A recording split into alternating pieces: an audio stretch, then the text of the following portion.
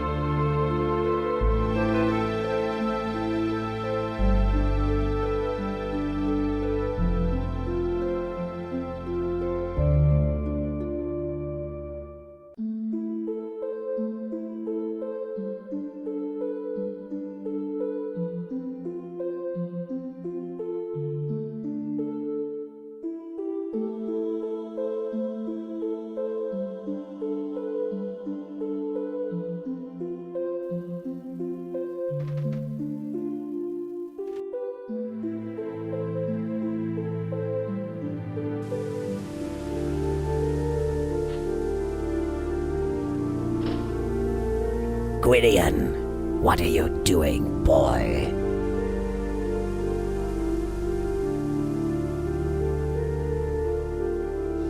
I was just looking. How dare you take leave of your duties? Resume your chores immediately. Yes, Mananin. Master. Had your parents survived your wretched infancy, the sight of your sloth alone would have killed them. They would not have been proud of me. No, but fate has favored you. Few orphaned youths can know such fortune. You are lucky to be here to serve me. I am very lucky. Indeed. Now get to work.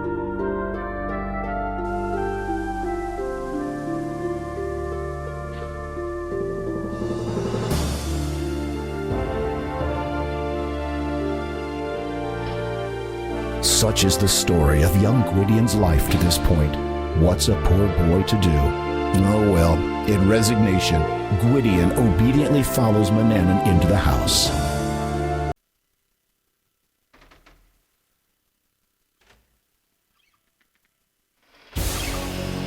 The old wizard looks at you menacingly. The kitchen is filthy. Go clean it at once.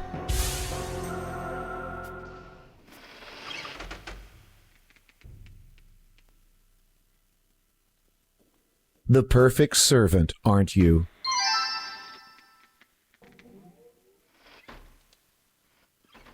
You take the fruit and carry it with you.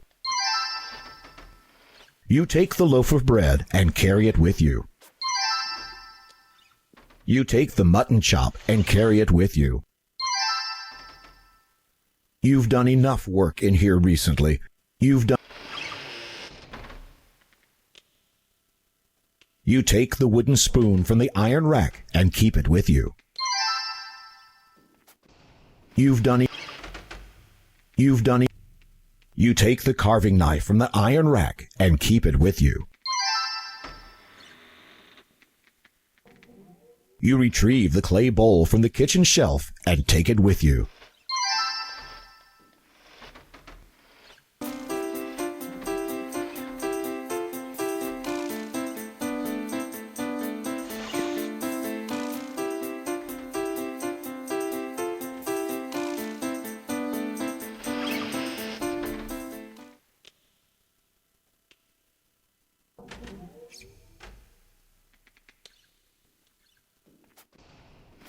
Nimbly, you grab the nasty cat by the scruff of its neck, avoiding its needle-sharp claws. Now that you have it, what are you going to do with it? You manage to pluck some fur before he viciously scratches and leaps from your arms. With grim satisfaction, you survey your wounds.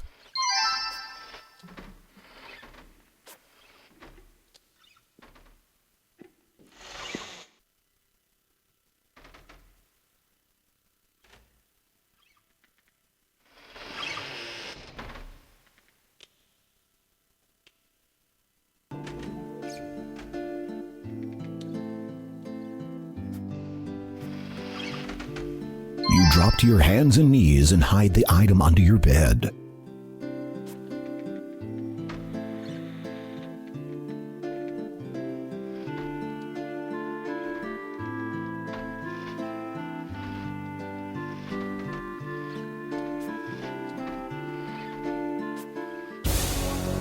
The wizard gives you an evil glare. I have decided to take a journey.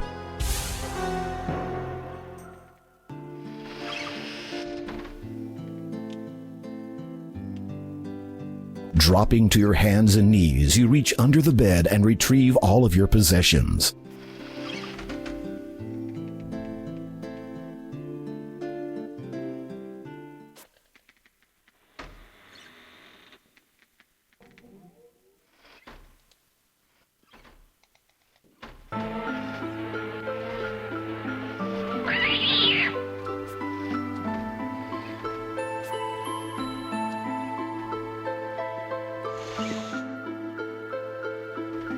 You pick up the dead fly and drop it into your hand. Disgustedly, you look at it. Picking off its wings, you throw the rest away.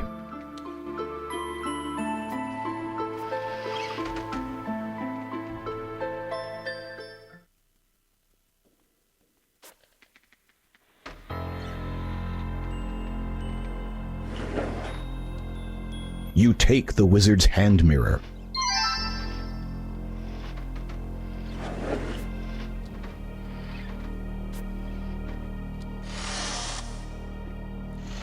You search the pockets of the black cloak. Suddenly you discover a small brass key.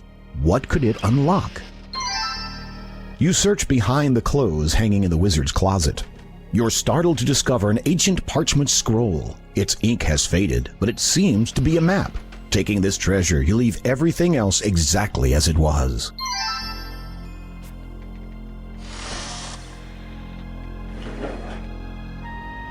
You've never wanted to smell like a rose, but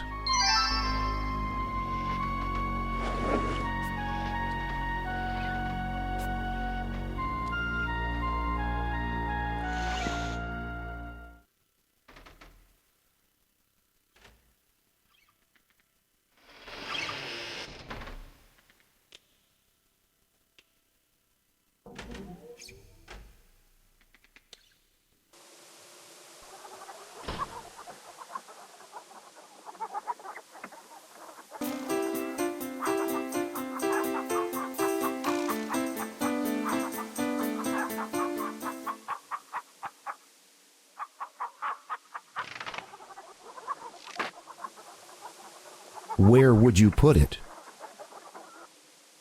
You pick up the chicken. You gently pluck a feather from the chicken and gently set it back on the ground.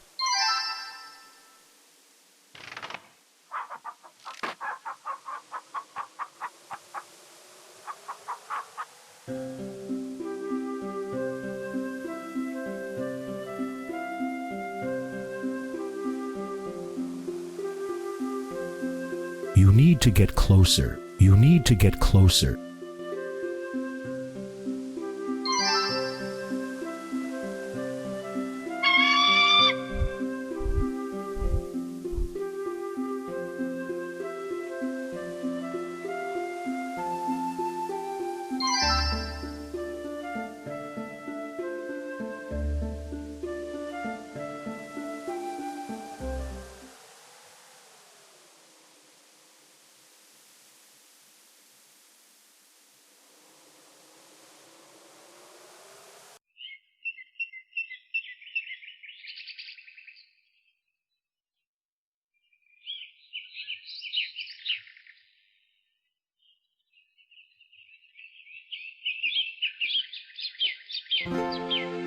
Days, they're all the same. I have no plans. My life's a shame. I'm soon a man, little I know. Should I care? I've nothing to show. Youth spent crying. Greetings. That's an interesting poem. Thank you. I wrote it myself. It's not finished, though. What is it about? It speaks of a young man longing for a better life, Naturally. just as I long for the seductive murmur of an audience anticipating my every word. Say, are you busy? Fairly. Have you always wanted to be a poet? No.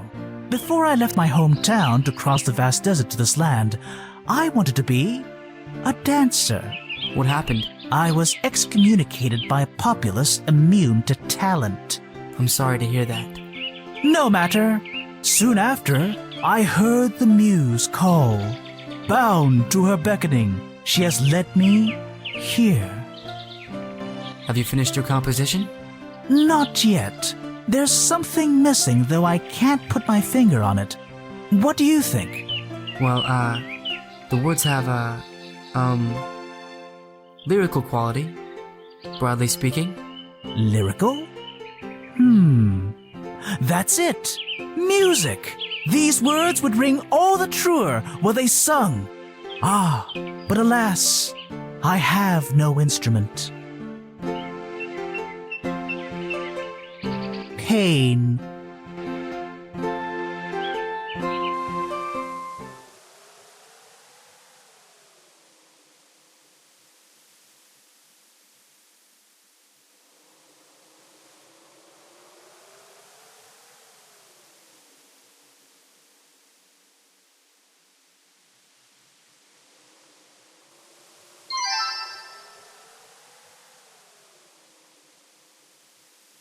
You scoop up a small handful of sand.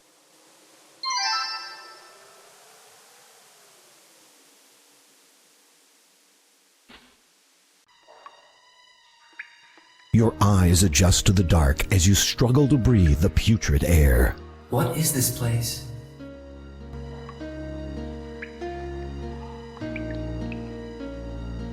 Who comes to my den? Just a man. Man?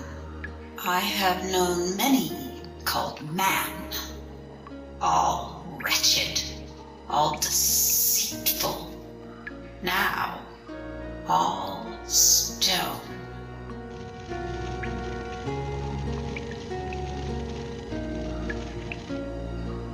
As a man, you are not capable of honesty, of truth.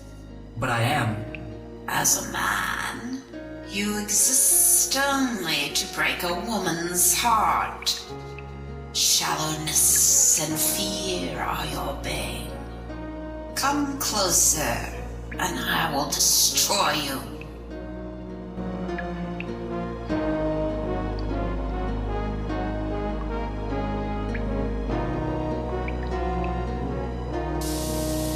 If you would look upon me, foolish boy, then reveal your true self. How? Hear me in earnest, and respond in kind. A blind man asks you to describe the sunset.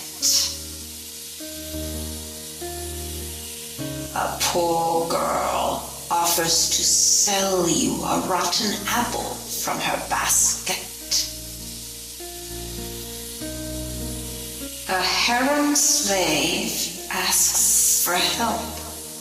Her master will beat her once he learns of her escape.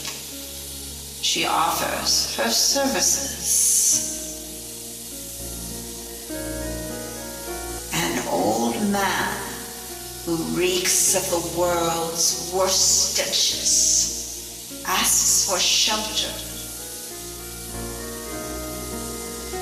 After many years of correspondence with the lady, you propose. Upon meeting her in person, she is far less attractive than she described.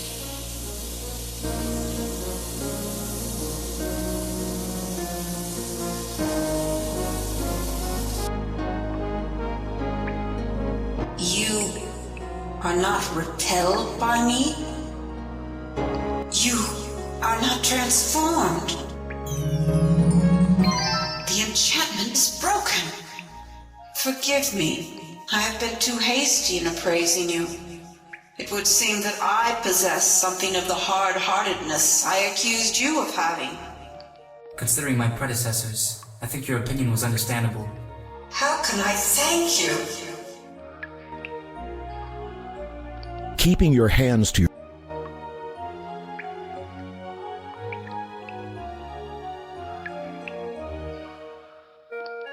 If it would please you, I would have this unique stone. It would, though I am loath to ask. I would have you first do a favor for me. Certainly. I have all but forgotten my own appearance, and I should dare not enter the town again until I am made more gentle to the eye. Assuredly, you would make not even the most dazzling sunrise more attractive to the senses. I thank thee for the compliment. However, I still desire a means to appraise myself. I have none, for once transformed into a gorgon, all were destroyed in my terrible rage. Bring me a looking glass, and I will gladly grant you the stone. I will do as you ask, my lady.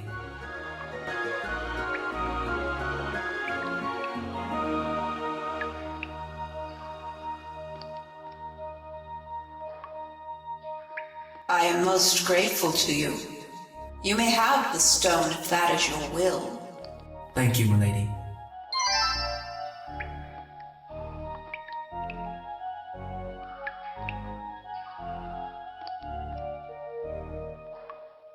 You take the smooth stone.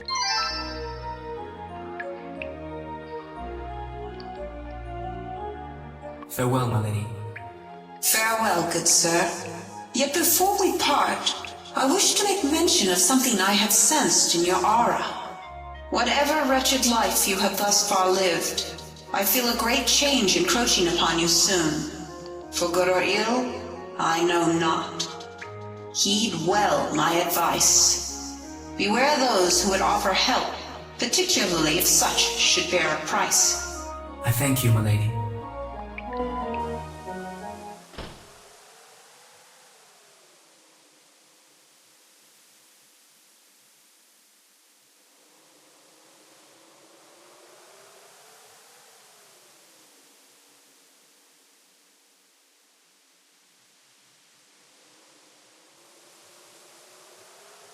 You retrieve the dried snake skin from the hot desert sand.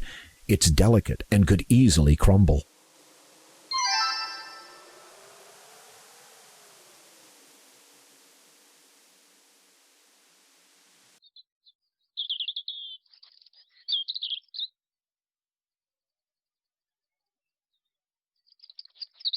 You pick and poke among the fallen acorns looking for dried ones. You don't find any. These are all newly fallen.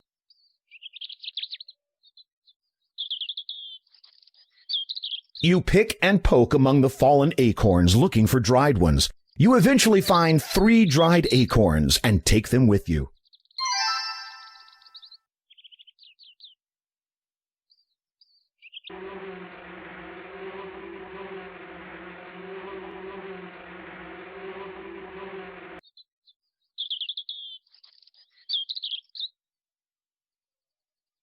You take a handful of fertile soil from the garden.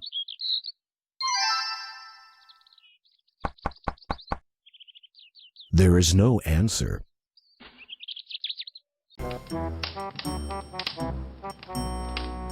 Just right. So you take it with you.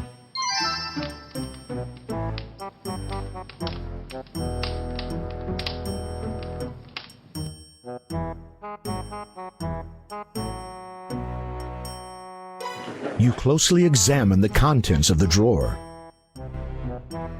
You pick up the thimble.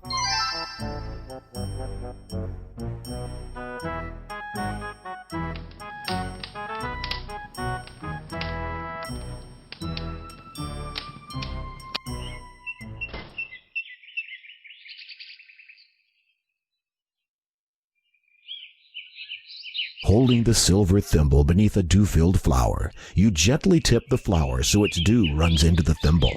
You move from flower to flower, repeating the process until your thimble is brimming with dew.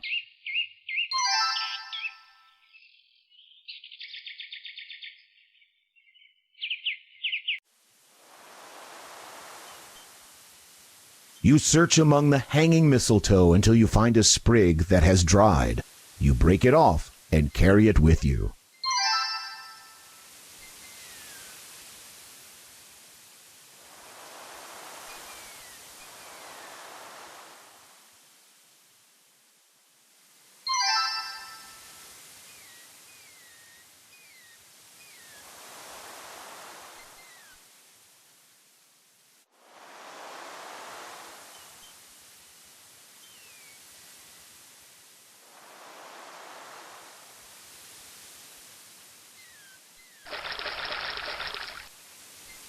You scoop up a cupful of ocean water.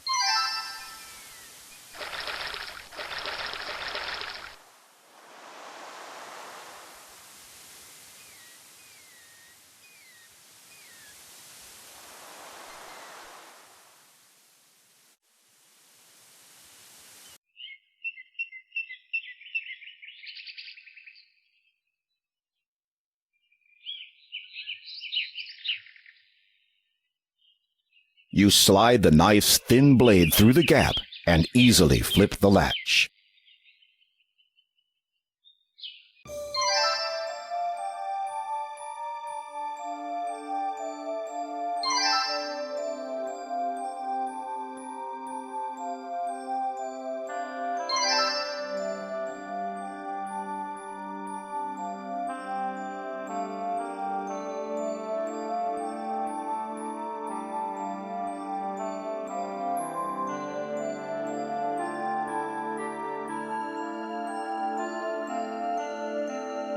The rest of the pages are blank.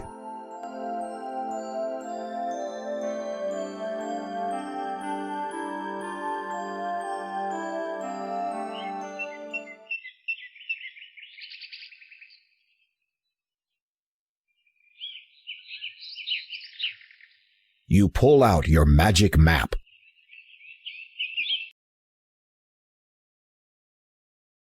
You feel a strange pulling sensation.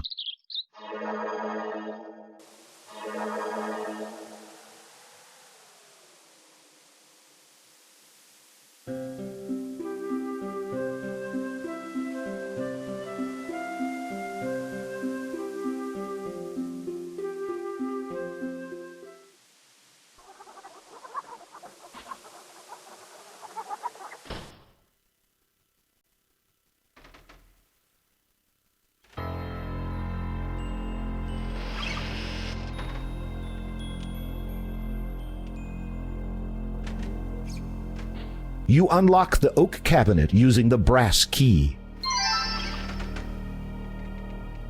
Inside, you find the wizard's magic wand. You take it with you, knowing it could mean death if he finds it missing.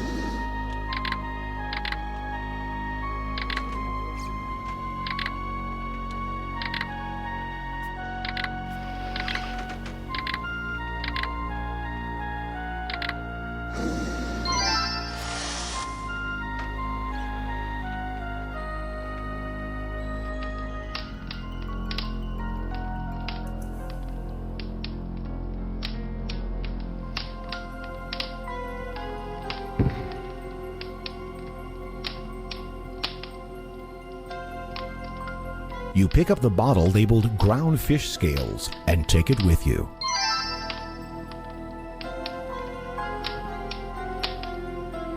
You pick up the empty flask and take it with you. You pick up the bottle labeled saffron and take it with you. You pick up the bottle labeled toadstool powder and take it with you. You pick up the bottle labeled toad spittle and take it with you. You pick up the bottle labeled nightshade juice and take it with you. You take a closer look at the wizard's work table. covered with gold trimmings, the old book's leather cover is cracked and worn, its pages yellowed and brittle. The title, however, is clear: The Sorcery of Old. You eagerly thumb through page after page of what you assume to be magic formulas. The ink of the old handwriting is faint and barely readable. Most of the formulas are indecipherable, but a few are in a language you know. You treat the old book with great care, as you can tell it contains recipes for some very old and powerful magic spells. Your hands shake as you realize this book could be the key to your escape from the evil Manannan.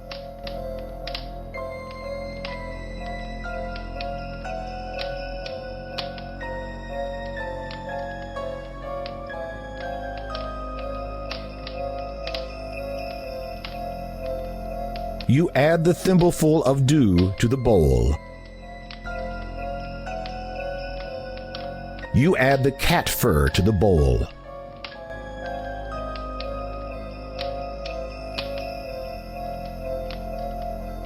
You measure 1 spoonful of ground fish scales and add it to the bowl.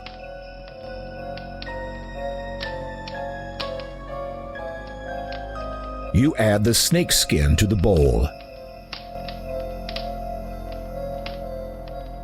You add the chicken feather to the bowl.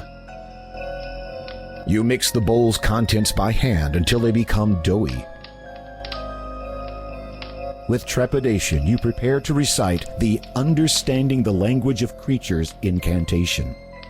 Fur of beast and reptile skin, with scale and feather too thrown in, grant me sense to comprehend animals of water, earth, and wind.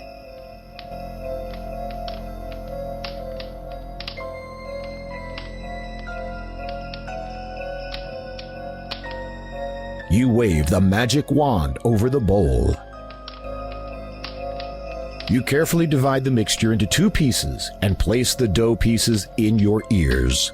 You will now be able to understand the speech of the animals, birds, and fish. You will not, however, be able to speak to them. The spell will last as long as the dough is in your ears.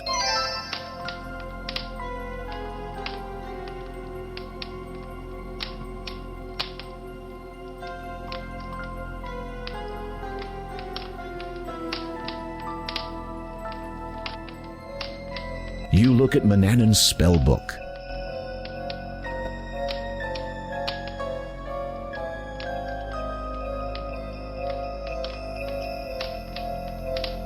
You add a pinch of saffron to the vial marked Rose Petal Essence. With trepidation, you prepare to recite the Flying Like an Eagle or a Fly incantation. Spirits of air, cloud and breeze, lend me your wings that I may seize the opportunity to fly. Allow me passage through the sky.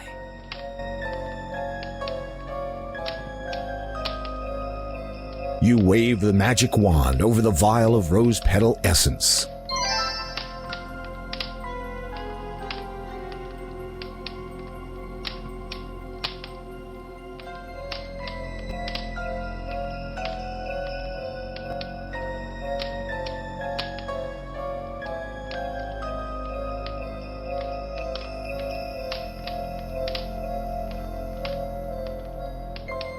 You fill the flask with ocean water from your cup. You add a handful of sand to the flask. You add a handful of fertile soil to the flask. You shake the flask's contents until they are thoroughly mixed. You wave the magic wand over the flask. With trepidation, you prepare to recite the Enhancing Musical Talent incantation. Earth bearing fruit from one's toiling hands, with patience of timeless, swift sifting sands, swirl through endurance, soaked salty with seas, permit me to please all musically.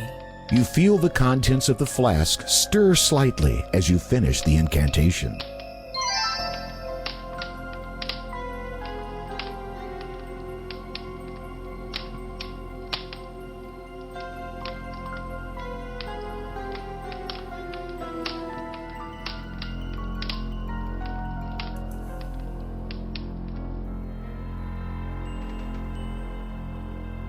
You quickly pull the levers in the correct sequence.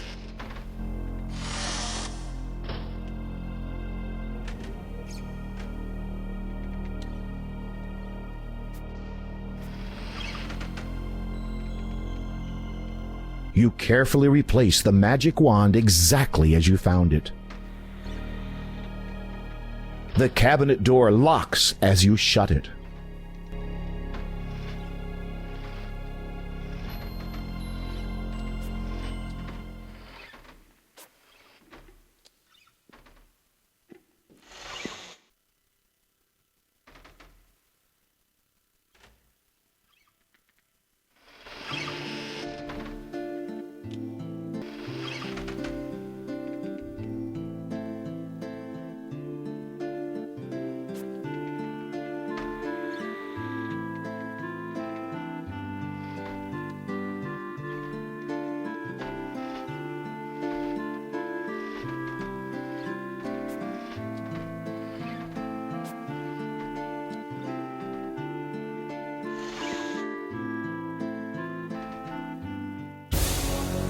The wizard's glare makes you suddenly feel very, very small. I am hungry. Prepare me a meal at once.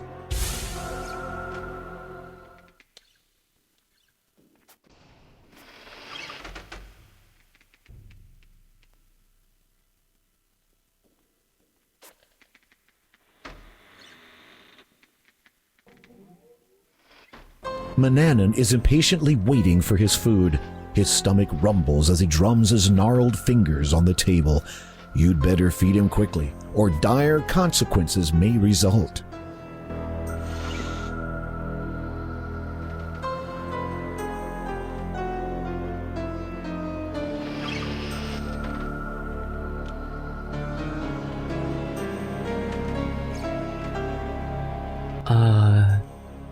Master?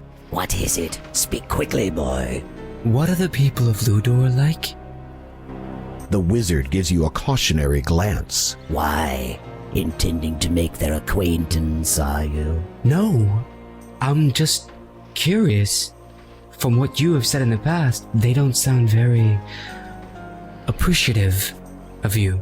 Selfish, pathetic creatures requiring constant vigilance. They should have some respect for an old man. It tires me keeping track of their movements, never knowing when one might put a foot out of line. You have the strangest notion that Manannan's last comment was not an expression. They sound wretched. Much like yourself, but they are punished for their disobedience as surely as you are.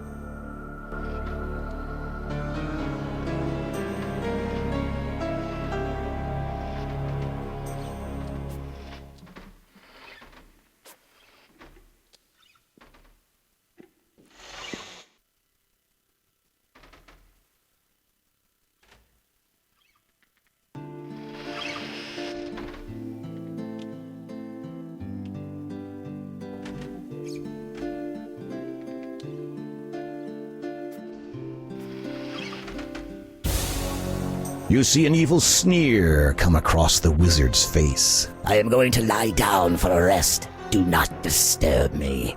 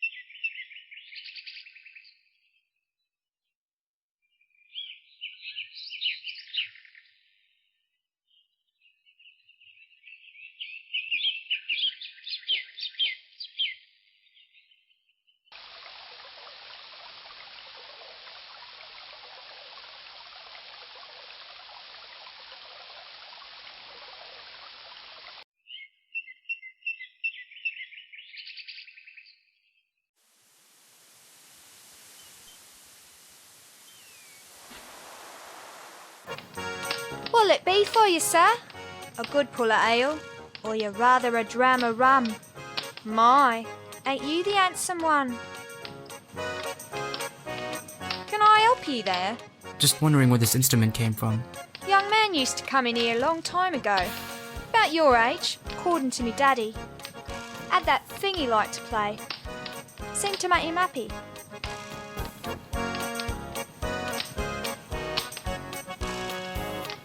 The lute made this young man happy? Nah, he ain't done it for the money. Just liked to play is all. You know, entertain the customers. Who was he? Don't rightly remember. I was only a wee mite then. Think he lived with the wizard, though I might be mistaken. Why does the lute now hang on the wall? One day the young man stopped coming over. Daddy found the instrument lying just outside. Said it was real weird how the air around it smelt all smoky, though there weren't no fire about. Anyway, he put it on the wall, in case the man should come back for it. Do you think he will? Hard to say. No one's seen him in years. May I borrow the lute? You one of them musy types? Yes, I am. I like a man who explores his creative side. Indeed, I'd very much like to practice with it. Of course you can have it, Thank you. if you agree to play for the establishment.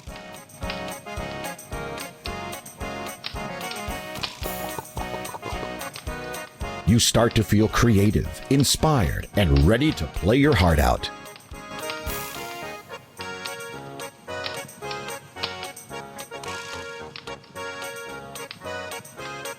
I'm ready to play. Wonderful.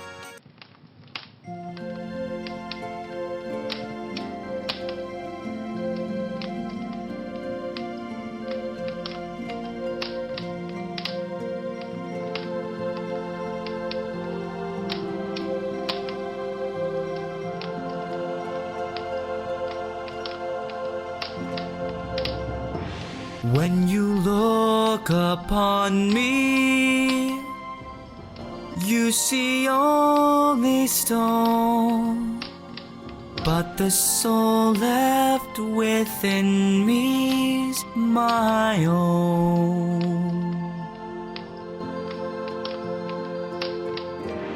Touch me with song, my pain is gone.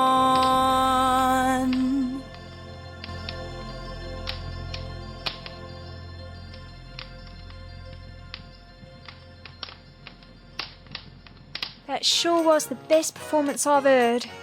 When was the last one? There wasn't a last one. That was the first performance I've ever heard. My daddy told me all about the last boy who played here. When was that? About 17 years ago. Anyhow, you played so well just now. I see no reason not to let you have the thing. Thank you.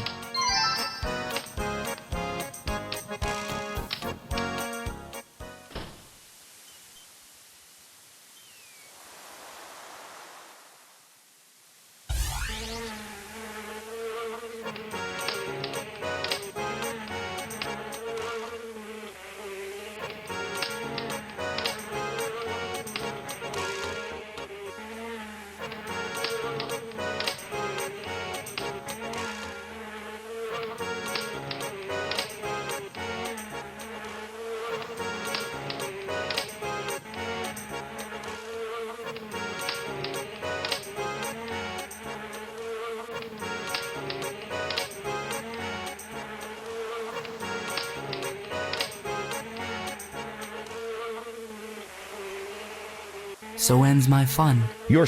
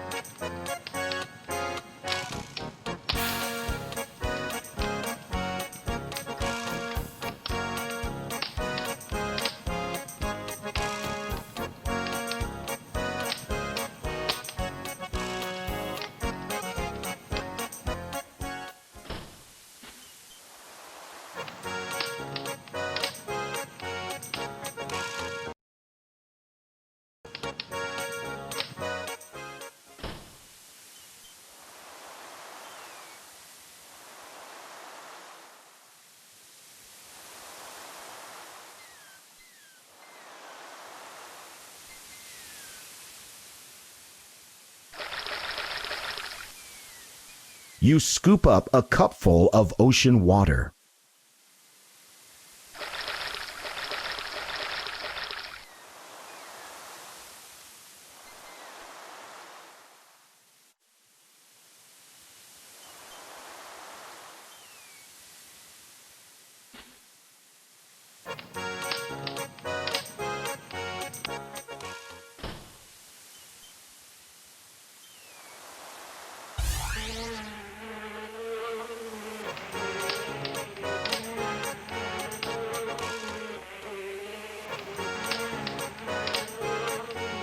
You should pick another place.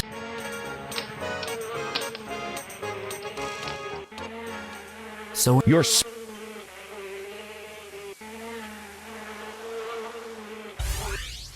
It's the ta-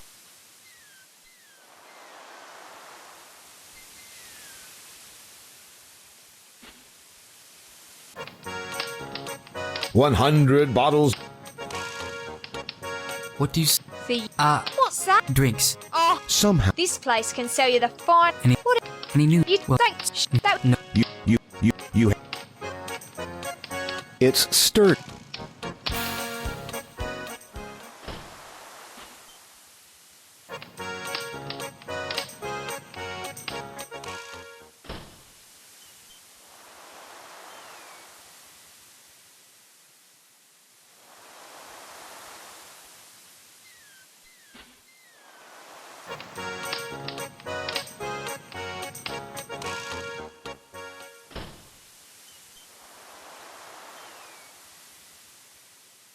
The tavern.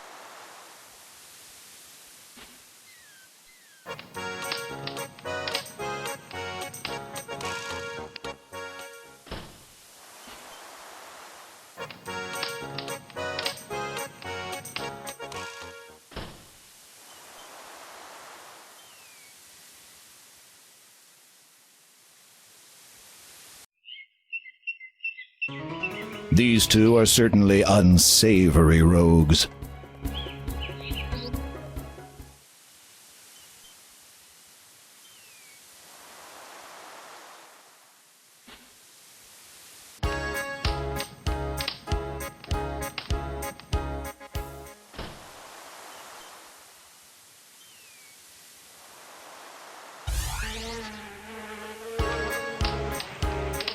You overhear snatches of the two bandits' conversation. Squirmed just like a pig. And that rope you rigged inside that big oak tree works great. Now nobody here will find our hideout. Why, I'll bet even that wizard.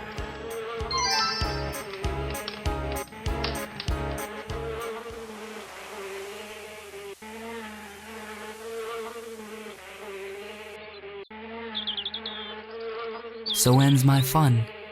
My flight's now done. Your spell is wearing off.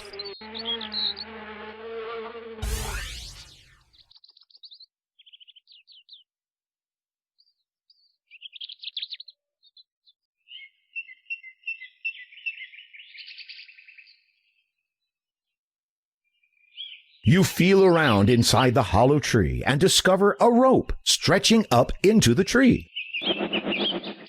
You pull it, and, to your amazement, a rope ladder falls from the branches above. They're of no use. They're of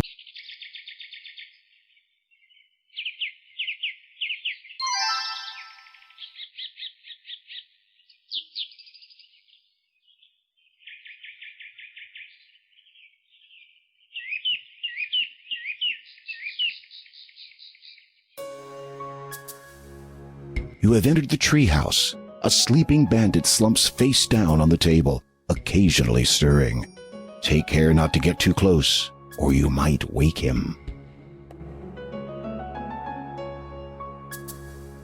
You very carefully lift the coin purse off the table, practically from under the sleeping bandit's nose.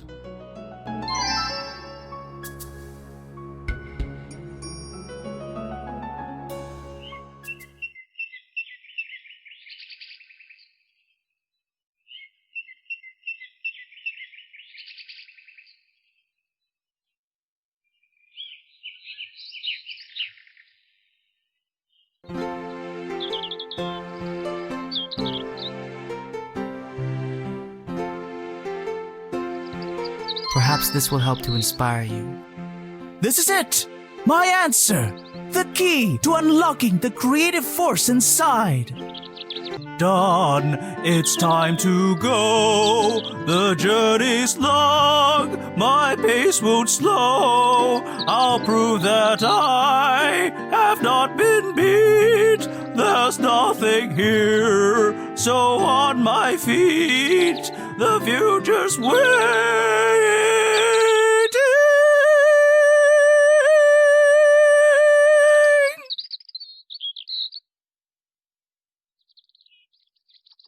It's a pity you didn't have any talent potion left to give him.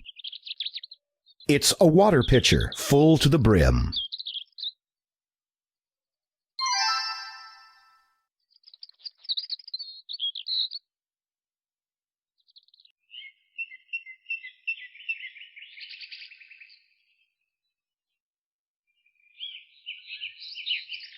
There is no water in the pitcher. You don't know the magic. You peer into the empty pitcher. At the bottom, the word Vandalmere has been etched. You're not thirsty right now. Vandalmere. You successfully fill the hole with water and thoroughly soak yourself in the process. The pitcher slips out of your hands and shatters at the bottom of the rock. You take the glass bottle from the hole and discover a piece of paper inside. The piece of parchment has a magical incantation written on one side. You realize this is a page from the sorcery of old. On the back of the spell page is a scribbled note. Where can I find a mandrake root? I fear this land is barren of this rare vegetable. I have learnt it favors darker places. Perhaps the cave. It is my last hope.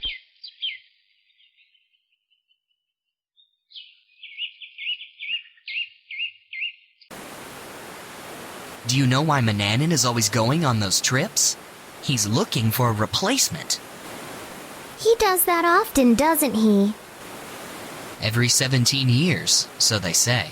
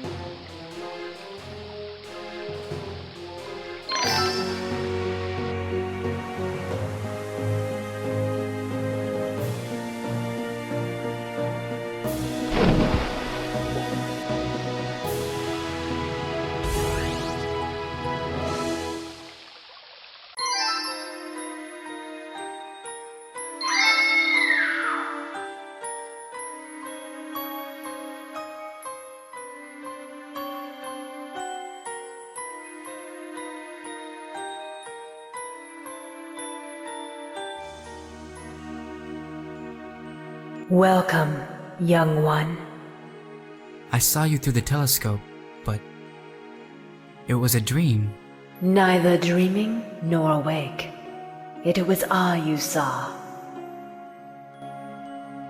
Who are you? You may think of me as an oracle. Beyond that lies knowledge I cannot impart. A better question for you to ask is, who am I? I do not understand. Do you know your identity? Your ancestry? Your heritage? My name is Gwydion, a servant to the wizard Mananan, and I have lived in Ludor all my life. As for my parents, I have never known them. Mananan told me that they died when I was very young. Yes. Too young to remember. Too small to resist. I don't understand. A lie lurks in shadow and gives way to the luminance of truth. The time has come for your enlightenment. Hello? Where am I? These are but visions of life long faded. Observe what you may, but the time of influence has passed. The child of the cradle stirs, as if the air has become too cold for him. You wonder if you could stand a closer look.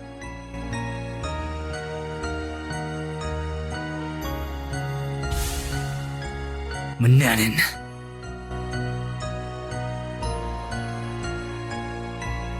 I thank the Father for this timely gift. No!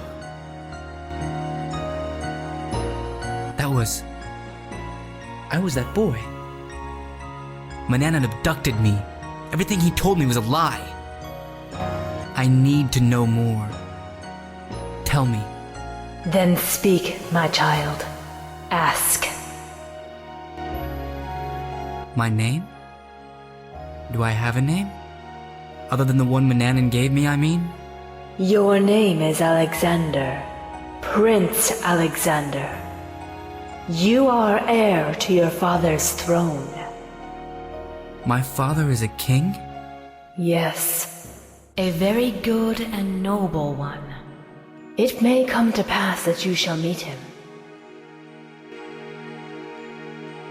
Where do I come from? You hail from the kingdom of Daventry. Once, it was a place of great beauty. Oldest is the magic that lies deep within that realm, and the earliest histories are connected to it. An important part it is to play in great events to come, but this should not concern you. The land has suffered much in recent times, and must be healed.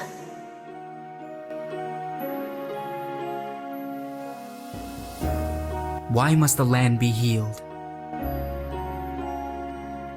Great misfortunes have plagued Daventry since the arrival of the three-headed dragon.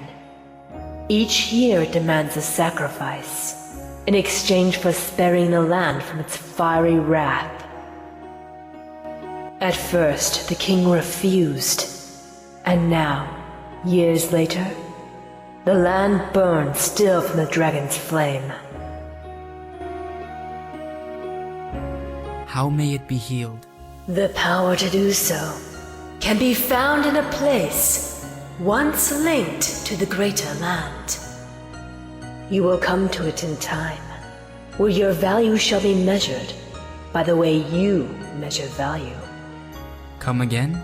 You will know when it is time to know. Why does the king do nothing?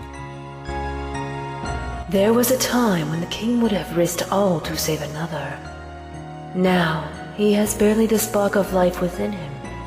The years have been hard for the royal family. Grief has taken its toll, and the king has borne the brunt of the anguish. Now, with the dragon holding the kingdom's future in its fiery jaws, he has not the spirit to fight the evil. The curse endures still. Curse? It is beyond what is yours to reckon with. Concern yourself not with it.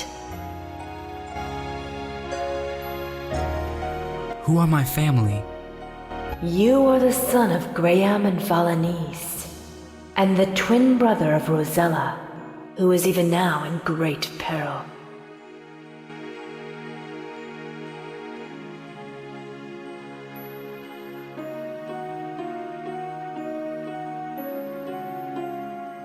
A sister. In peril, did you say? The dragon came and took nest upon the highest summit. From there, it receives its dues. Lately, its price is the highest yet. Rosella.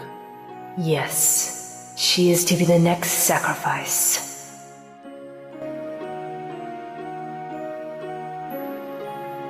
Why are you helping me? How did you come to be here? We have not the time to speak of such things, and I cannot further risk tainting the spectrum of destiny. Mananin must be vanquished, so that you may leave this land in relative safety. With one less follower, Morgailen's cloak may not shroud all in the dark times to come. Morgailen? cloak? I'm afraid I do not comprehend. Nor is it important for you to. Know only that your concern lies with the safety of your sister and returning to your homeland of Daventry. That is all I can tell you.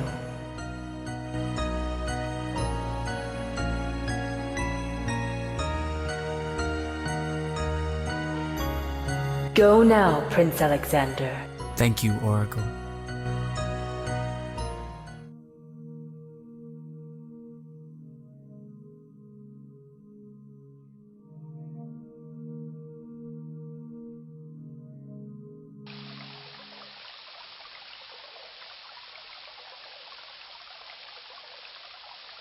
You kneel and scoop some of the mud onto the wooden spoon.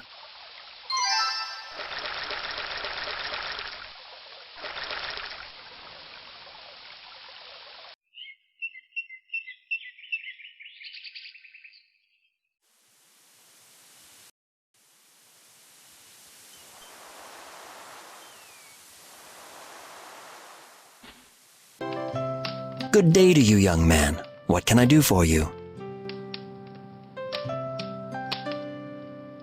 I'd like to purchase something. Certainly. Take a look at the items on the shelf behind me. You count out 4 coins and give them to the shopkeeper. You count out 10 coins and give them to the shopkeeper. You count out 8 coins and give them to the shopkeeper. You count out 5 coins and give them to the shopkeeper.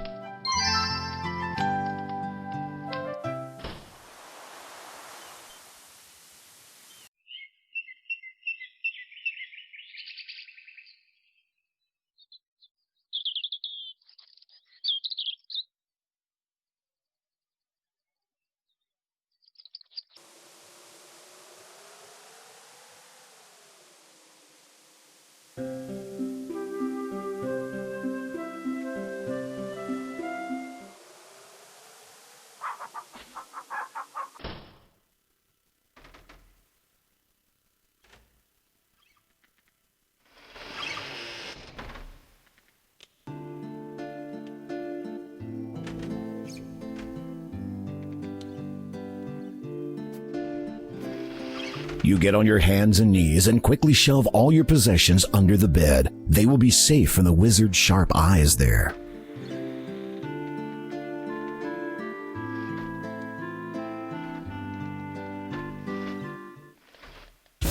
Your heart skips as the wizard gives you an evil look. I am ravenous. Fix me something immediately.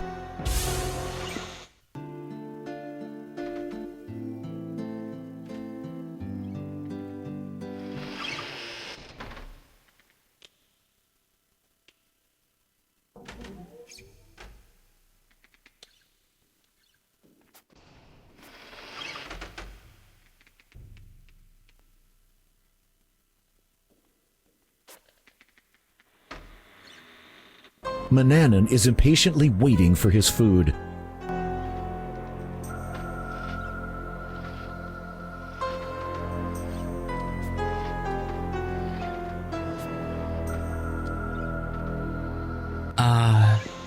Master? What is it? Speak quickly, boy. If I may know, how long have I been here? The better part of 18 years. Will I be turning 18 soon? Yes, quite soon. I have something very special planned for you that day. Oh. The story from your predecessor's journal gives you a good idea of the meaning behind Manannan's words.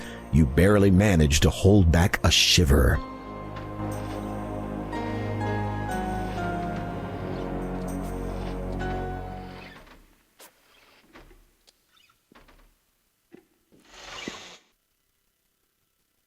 You are not close. You are. Nimbly, you grab the nasty cat by the scruff of its neck, avoiding its needle-sharp claws. And now that you have it, what are you going to do with it? Hey, that hurts!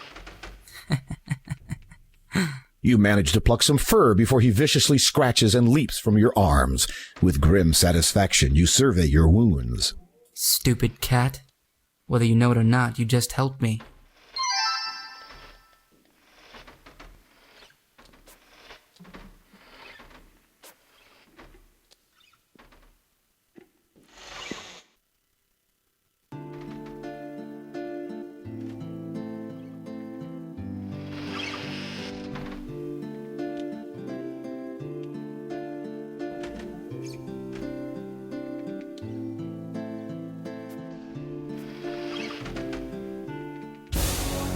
Manannan eyes you with a snaggle-toothed sneer. I have decided to take a journey.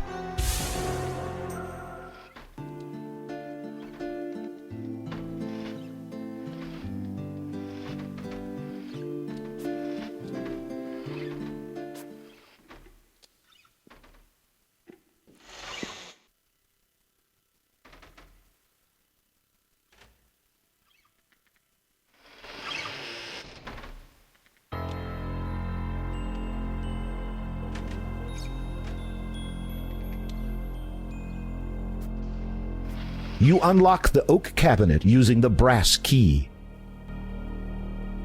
Inside, you find the wizard's magic wand. You take it with you.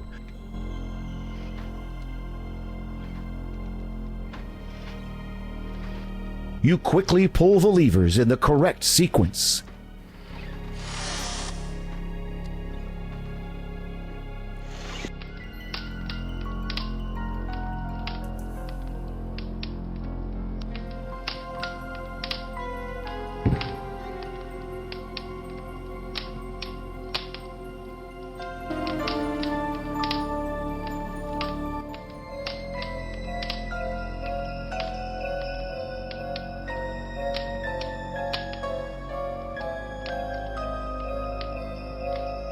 Not wanting to taint the spell, you carefully clean the spoon first. You measure 1 spoon.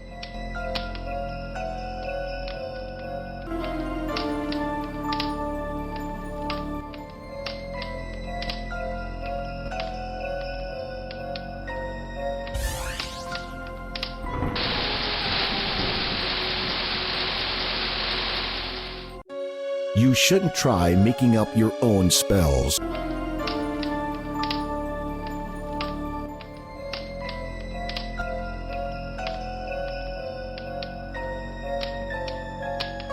You pour the cup of ocean water into the bowl.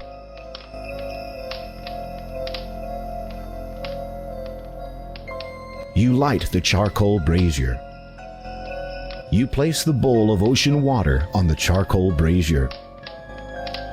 You remove the bowl before it starts to boil.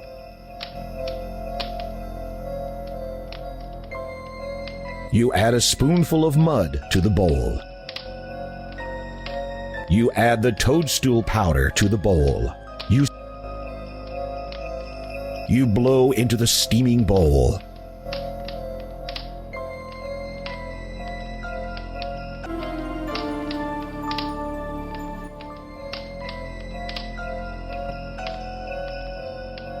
You pour the cup of ocean water into the bowl.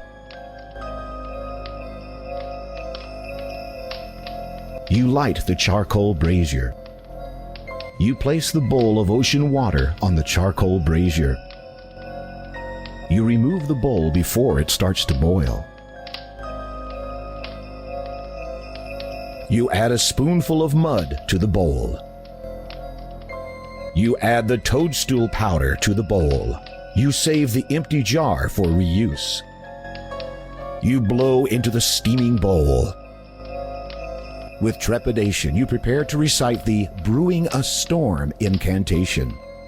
From nature, I now call on thee, the power of the land and sea. When brew is stirred, all should be warned, the might of the approaching storm.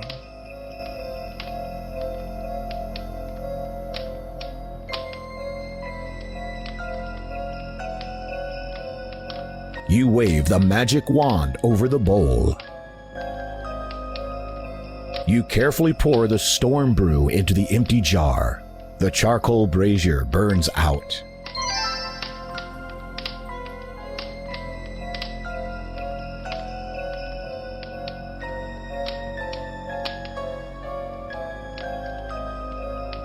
You measure 1 spoonful of salt and pour it into the mortar. You grind the salt with the pestle. You place the sprig of mistletoe in the mortar. You grind the mistletoe with the pestle. You rub the stone in the mixture.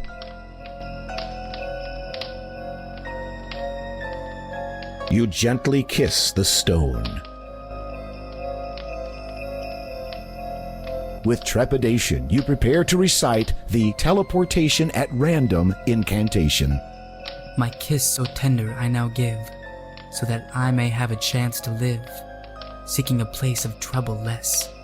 When my smooth stone I shall caress. You wave the magic wand over the stone.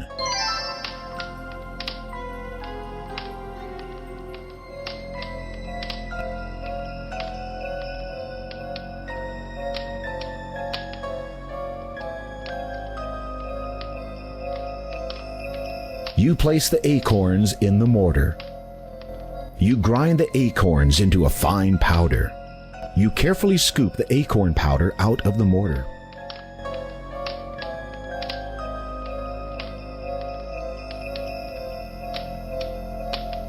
You put the acorn powder into the bowl.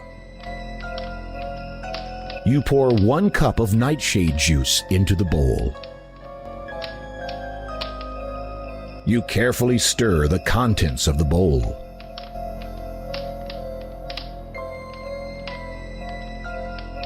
You light the charcoal brazier. You place the bowl on the charcoal brazier. You wait until the nightshade juice is almost gone. A damp, powdery substance remains behind in the bowl. You remove the bowl from the charcoal brazier. You pour the contents of the bowl onto the table. With trepidation, you prepare to recite the causing a deep sleep incantation. Acorn, nightshade, together mixed, concoction of a deep sleep fixed. From places of much lesser light, you bring to them a long good night.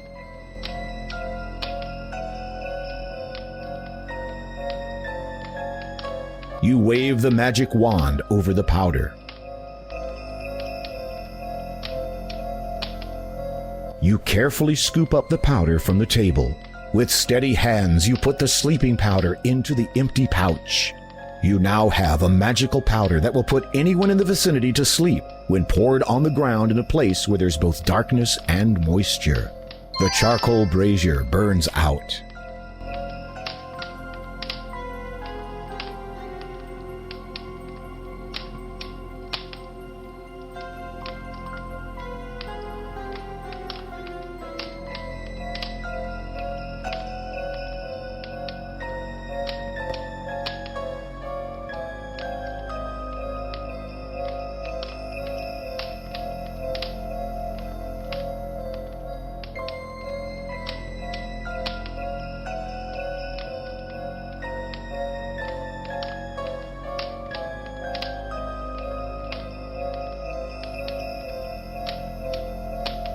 You cut the cactus in half with a knife.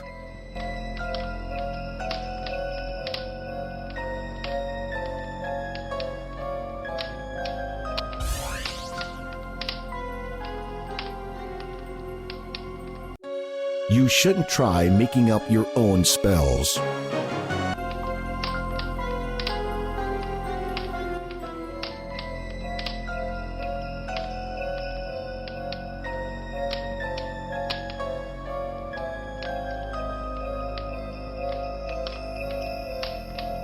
You cut the cactus in half with a knife.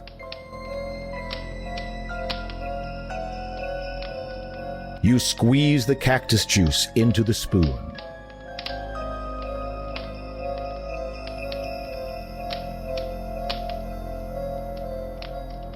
You add the cactus juice to the bowl.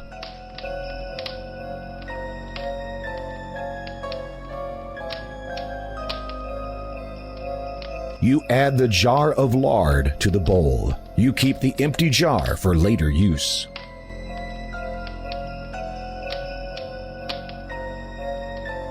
You add 2 drops of toad spittle to the bowl. You carefully stir the contents of the bowl. With trepidation, you prepare to recite the Becoming Invisible incantation.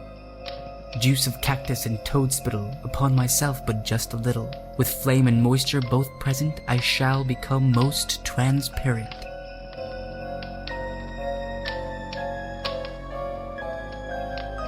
You wave the magic wand over the bowl. You carefully pour the invisibility ointment into the empty lard jar.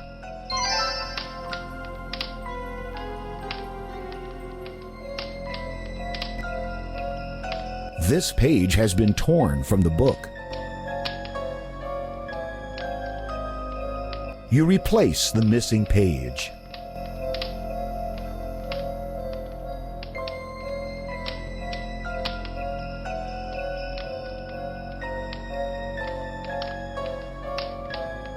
You place the dried mandrake root in the mortar.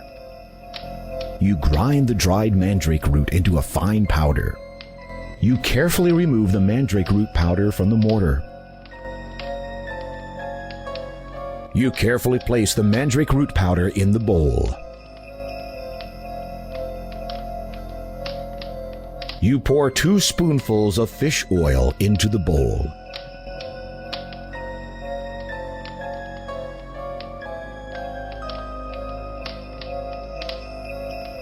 You place the cat hair in the bowl.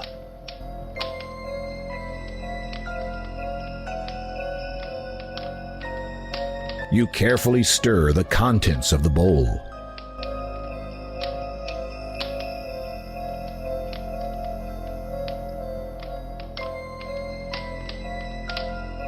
You dump the oily dough onto the tabletop. You shape the oily dough into the shape of a cookie. It hardens quickly.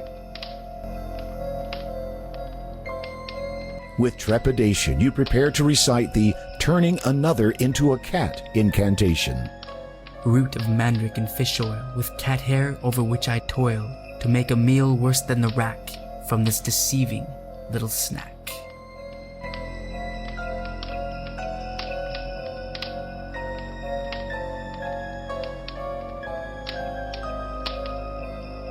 You wave the magic wand over the cookie. You have just created a cookie that, when eaten, will turn the victim into a cat forever.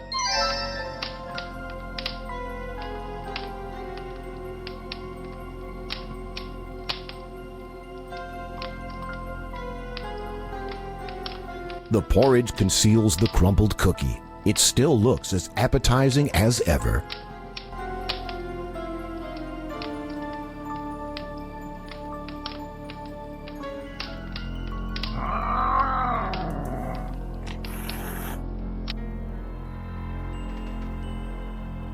You quickly pull the levers in the correct sequence.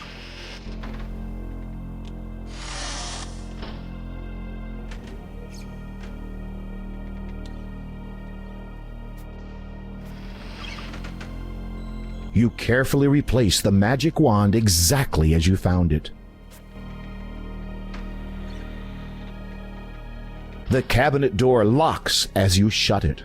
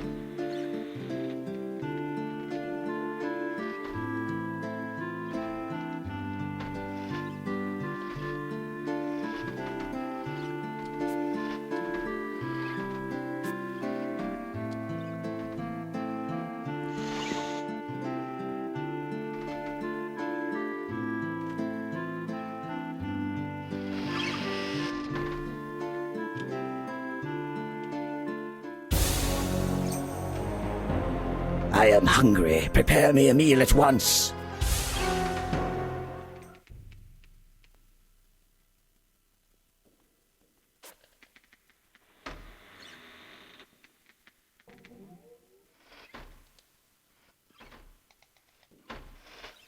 Mananan is impatiently waiting for his food.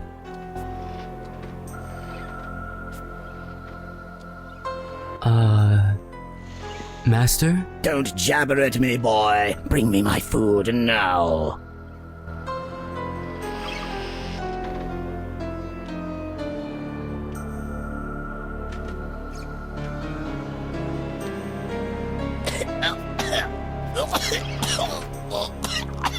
You watch, barely able to control a smile from spreading over your face. The wizard chokes on his little snack and clutches his throat. He seems to be turning a somewhat bluish color. As the wizard manages to swallow the tainted, once-hidden cookie, he greedily gulps the remainder of the porridge. You watch, hoping for a sign that the spell will begin its work, but it seems the wizard is unaffected.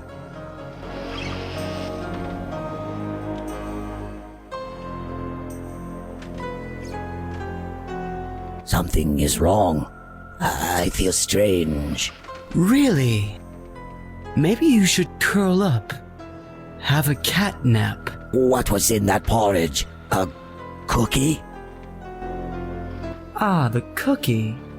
You know, that reminds me of a poem. Root of mandrake and fish oil, with cat hair over which I toil. My spell! Oh, you know that one. You! Yes? You won't get away with this. You'll be sorry, Gwydion.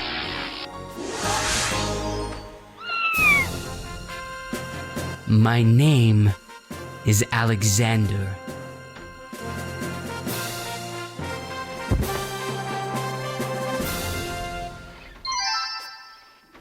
You won't look so clever once you've been shrunk down to size.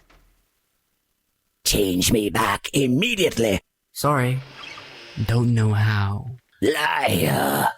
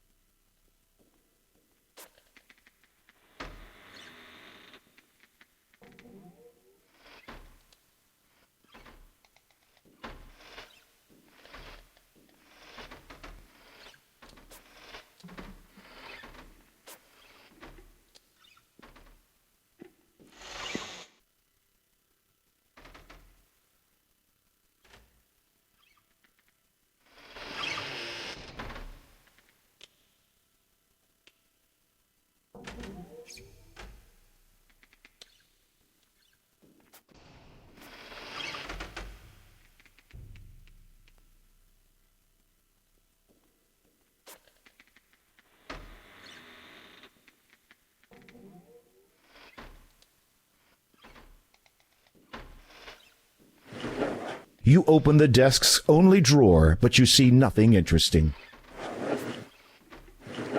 Again, you search the contents of the drawer, but find nothing interesting. Persistent, aren't you? Upon closer examination of the contents of the desk, you find a letter. You remove it and take it with you.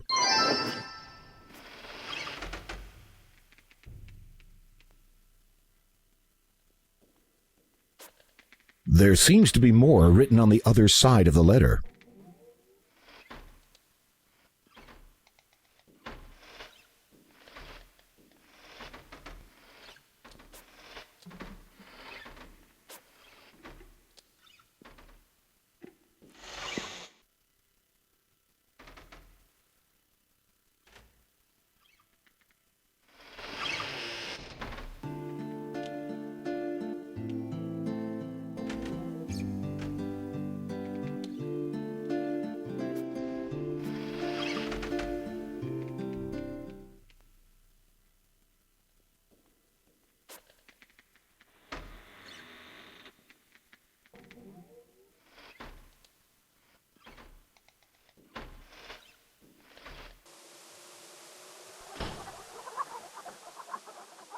You pull out your magic map.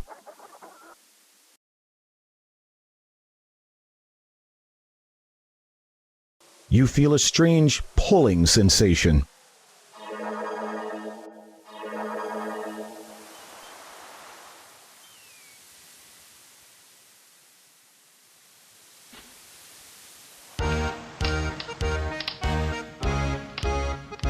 The sailors peer at you through bleary eyes and continue swilling their rum. One, who looks like the captain, pauses and drunkenly speaks to you. Aye, me bucko, be ye wantin' passage on me ship? What you running from? Oh, it's no matter, as long as you got gold. Let me see how much you got.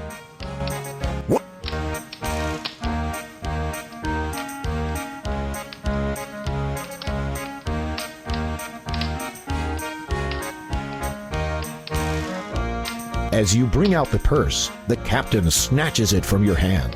Aye, lad, I sees you do have a wee bit of gold. It's less than me regular fare, but I'll gives you passage anyways. We'll be waiting for you at the wharf, but not for long. The captain and his men down their rum in one long draught, then leave the tavern.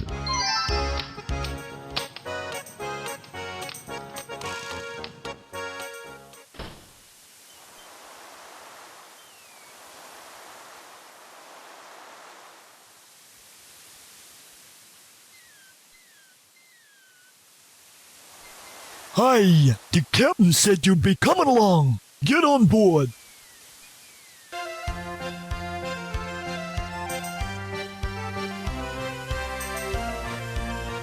Nothing like a little bit of salt air to perk up a boy's spirits. You feel excited about the upcoming journey.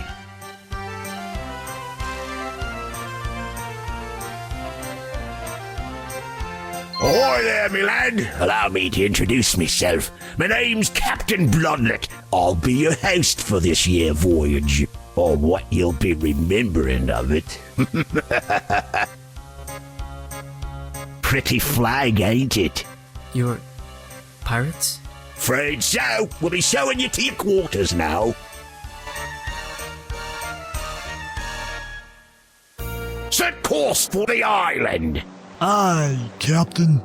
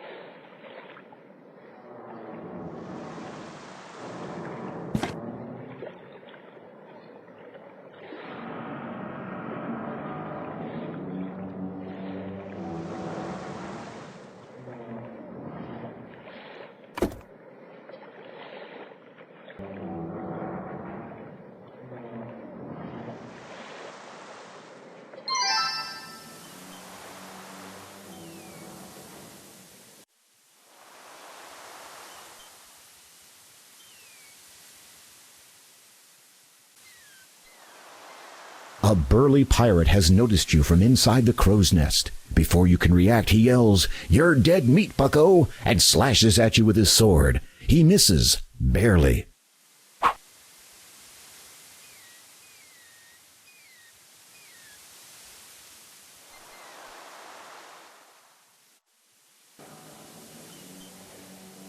We're nearing the island, Captain. Orders? As soon as we drop anchor, we'll head for shore. The treasure's assuredly still there, waiting for me. Us. Do you think the map is accurate? No reason to think otherwise. The last captain of the ship insisted the map was genuine.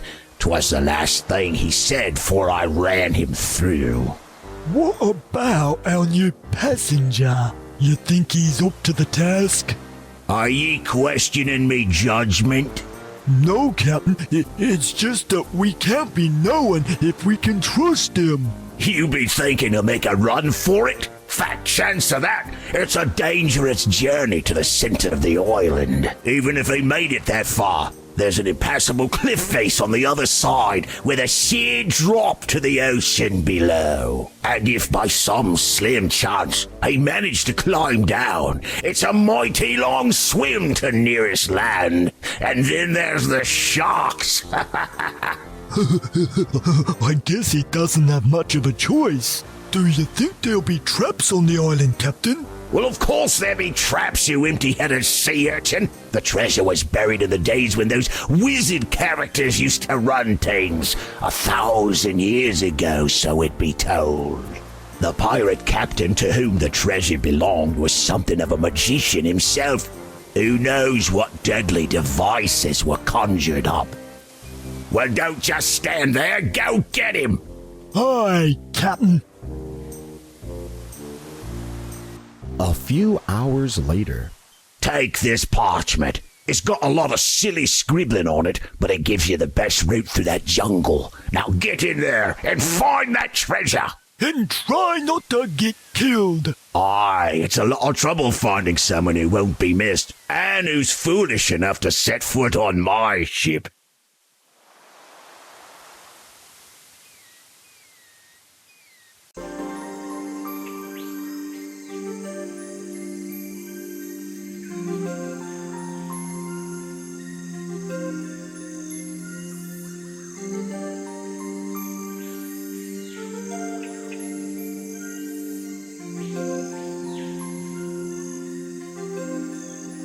You examine the treasure map and read the writing scrawled upon it. Through all of life's long, lonely walks, or skips, runs, or trips, true balances are keenly sought.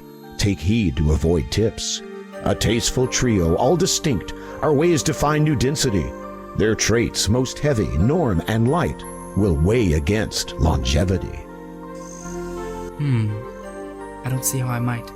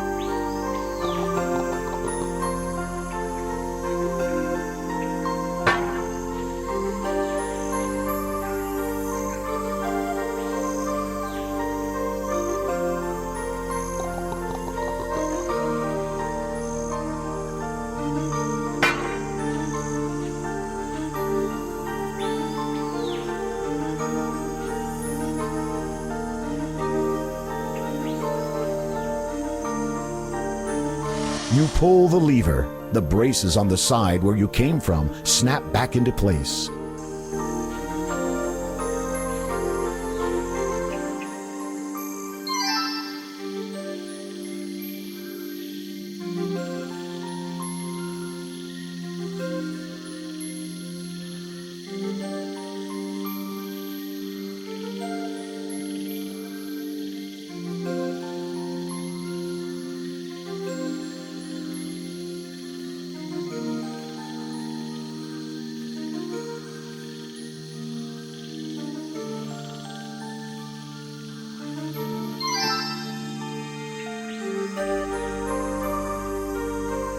You take the stone plaque off the ground.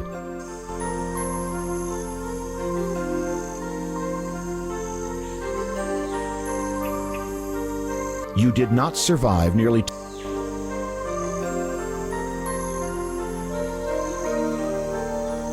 You did not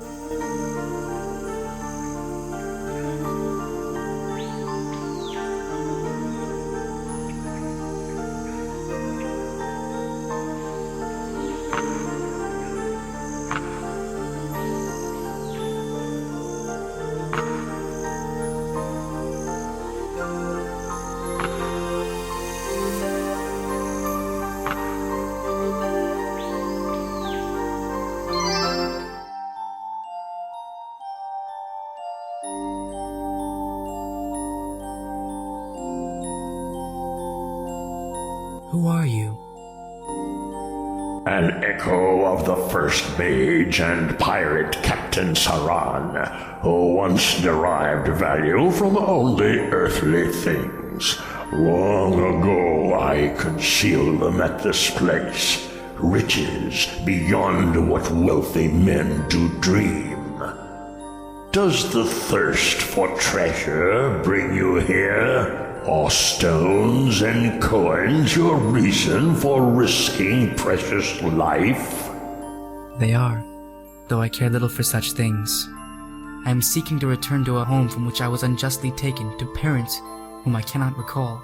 My death occurred here in a time beyond your reckoning.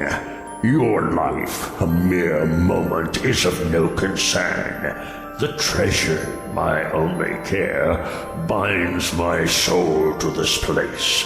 Do you desire it? I desire what I need to reach my homeland safely. Without your treasure, I am doomed. Then a chance you shall have to claim it. You have demonstrated your cunning and skill. Now a more important trial begins. This island once belonged to the realm known as Daventria, when land and sea once met as equals upon the earth. Daventria?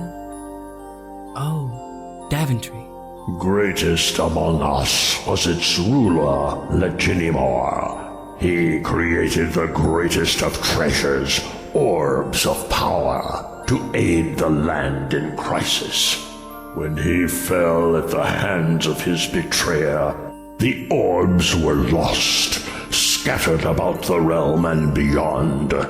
One orb contained the power to heal the very earth itself. How might I do this? In the order of value lies your salvation. Choose well, and the treasure kept here for these past 1,000 years shall be yours. Choose poorly, and you shall die. Choose first the item of greatest importance, then the second, and so on.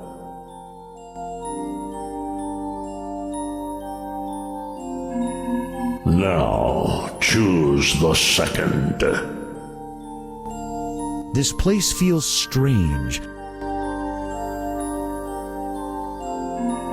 Now, pick the third.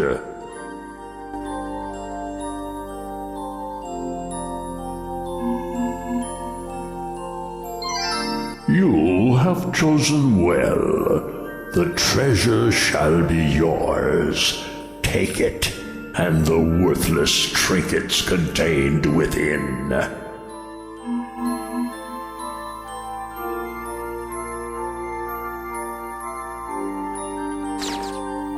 Zounds! The pirate captain may not look kindly upon you keeping your share of the gold.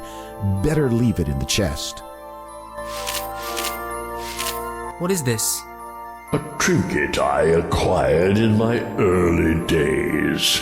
'Twas a highway to begin a low life, robbing the first king's grave. That vessel in the likeness of his hands was in place of his own. Take it. You put the gold coins back in the chest. Farewell.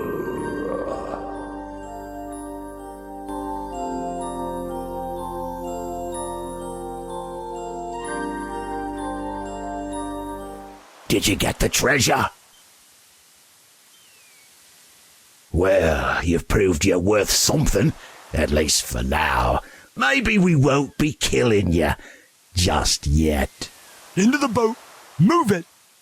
After your return from Treasure Island, you spend several more days as a cabin boy. Get off your bunk, you lazy landlubber. Get to the galley and get the stove running.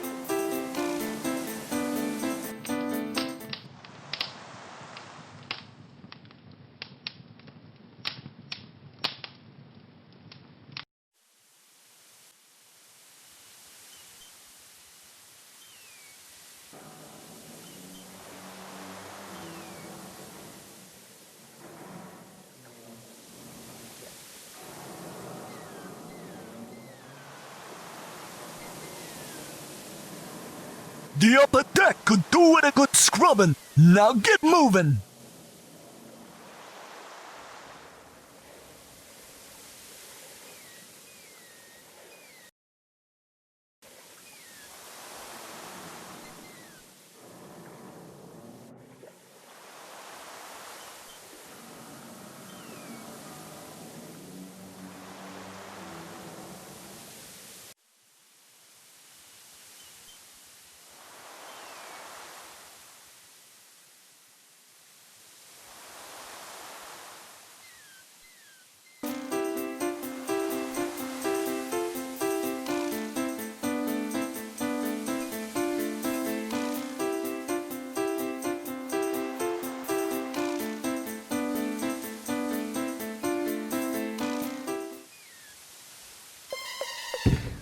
Fortunately, the fall only left you with a few bruises, but the captain was none too pleased about the commotion you caused and had you immediately tossed back into the hold, warning you not to press your luck.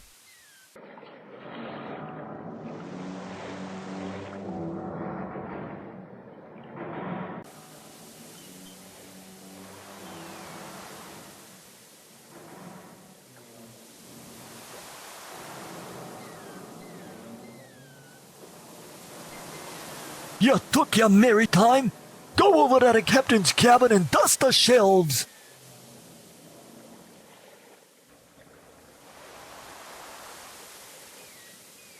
You're not close enough.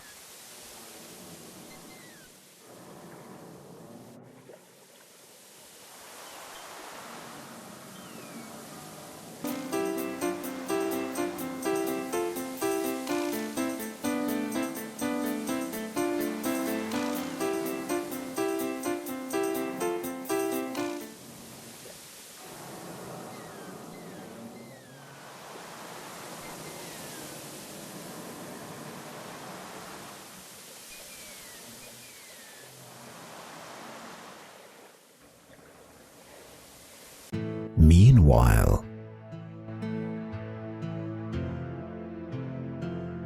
there you are. I have been looking all over the castle. Where else would I be? Where else could I be?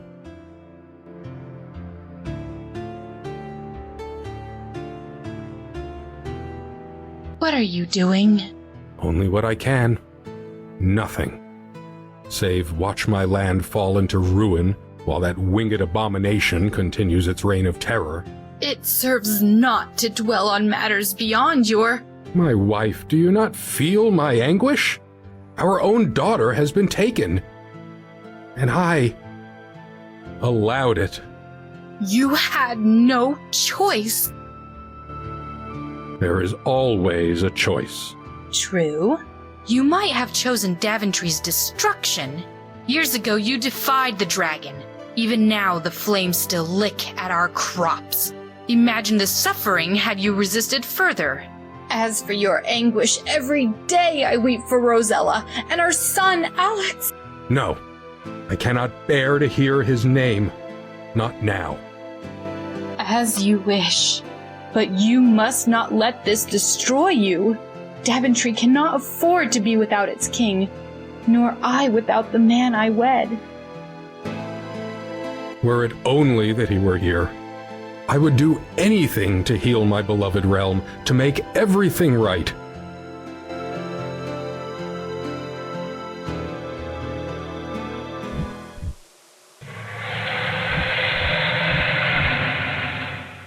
Orders, Captain? We're heading for Eusperia. Time to put all that booty to good use. What is it? That course will take us close to Daventry, won't it? Yeah? You got a problem with that? I must be confessing something to you, Captain. I be getting a tad nervous sailing this close to Daventry. What with that dragon I hear out telling those parts?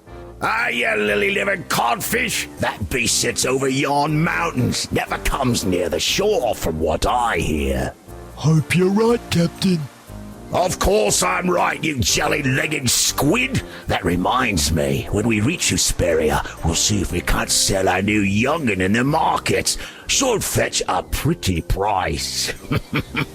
Oh, and make sure there's someone guarding the hatch. We don't want him trying to make a break for Daventry shore as we sail by. Aye, Captain. As the pirates spot land nearby, you are unceremoniously dumped in the cargo hold again to keep you from escaping. He's been safely locked away in the hold, Captain. Say, have you seen this stuff we took off him? That kid carried some strange things. Where do you think he got them? How should I know? I've heard tell a wizard lives in Ludor. The kid seemed eager to leave. He probably stole those things. There's something else, too. Seems like a map. Another treasure map? Don't think so. Seems like a map of Ludor to me. Look, this here's the town where we made port. Whoa!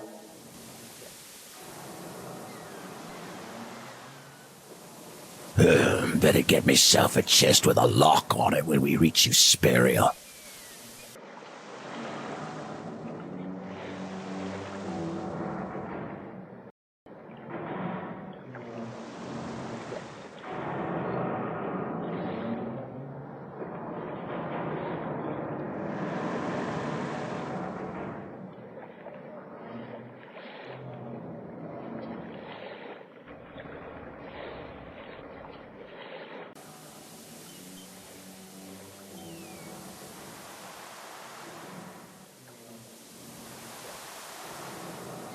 You retrieve your stolen items.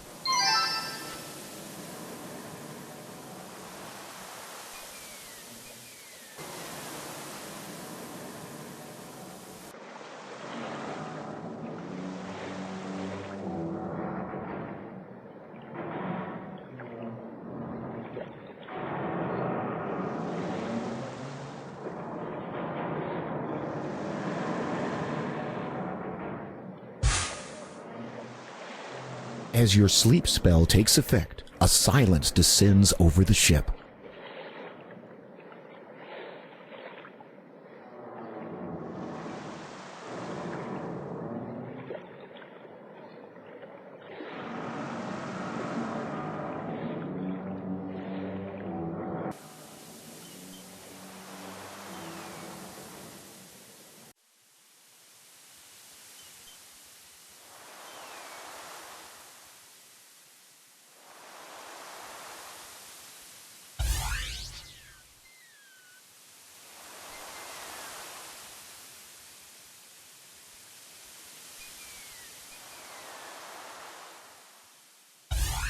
You've managed to make it to the shore of Daventry, but your magic essence is all gone now.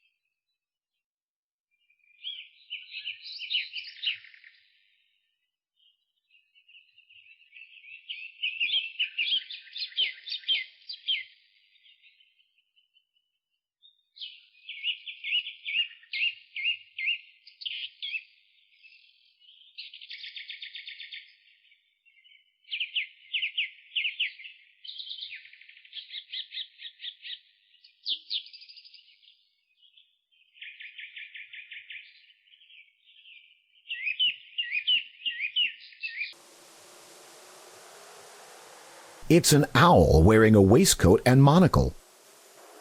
Don't be ridiculous. Of course it can't speak.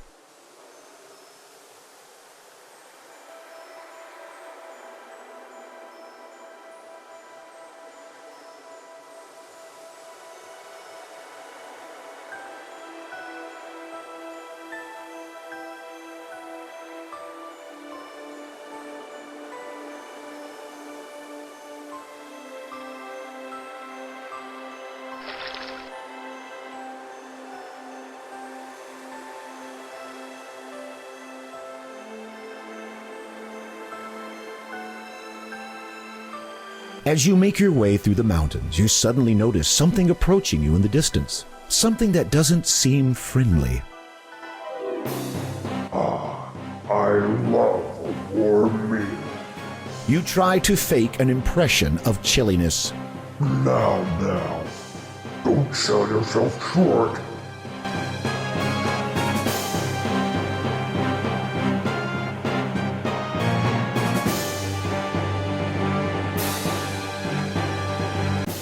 Did you bring me any seasoning? I'm fresh out. You hastily shake your head. No matter.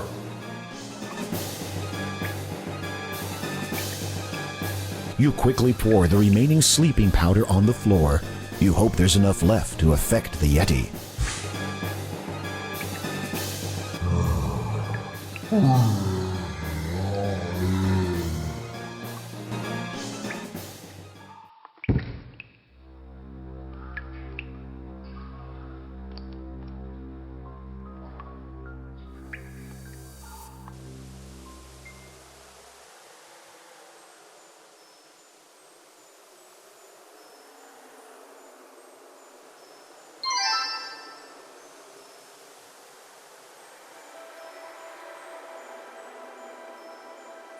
These caves are really dark, but you feel a draft coming from two separate ways ahead of you.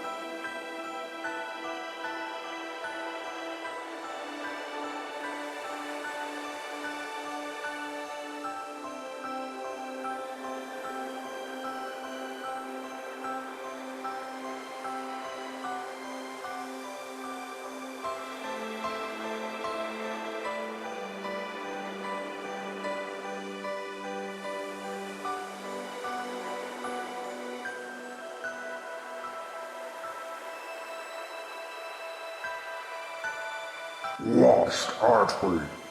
Let me show you around a little bit.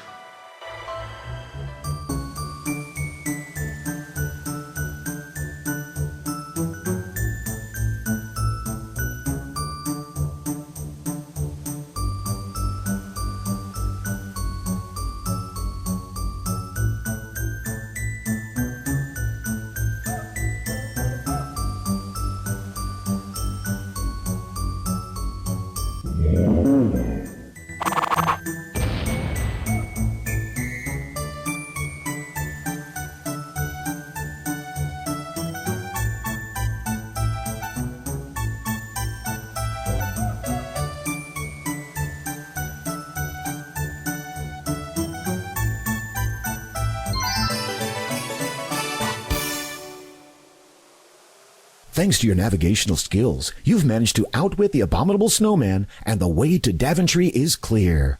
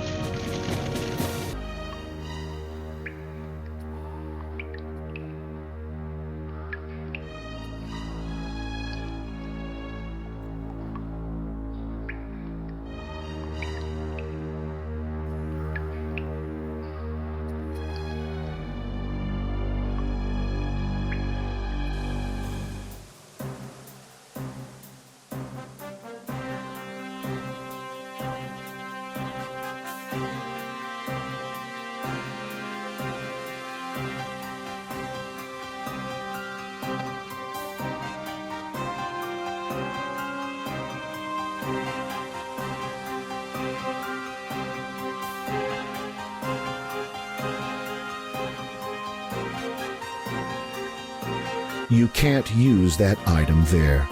Stormy brew. Churn anew.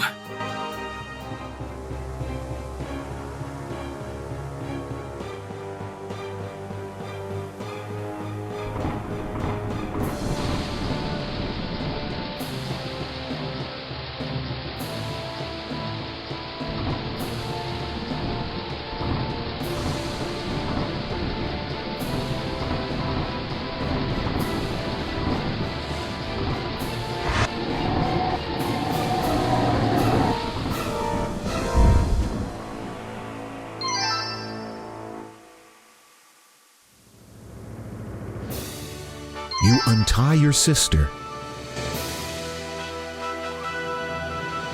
I thank you, my brave sir. Come, we must journey to my father's castle. My parents will be anxious to meet their daughter's rescuer. Do I know you? Perhaps. We may have shared a cradle once. I beg your pardon?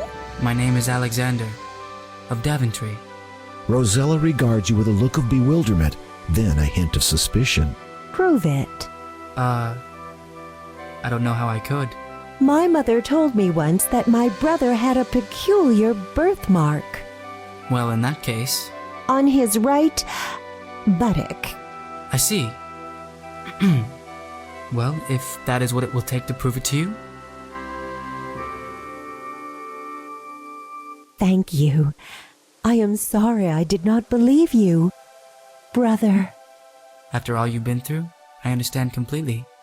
I just hope I don't have to prove my identity to the entire kingdom this way. Tell me about our parents.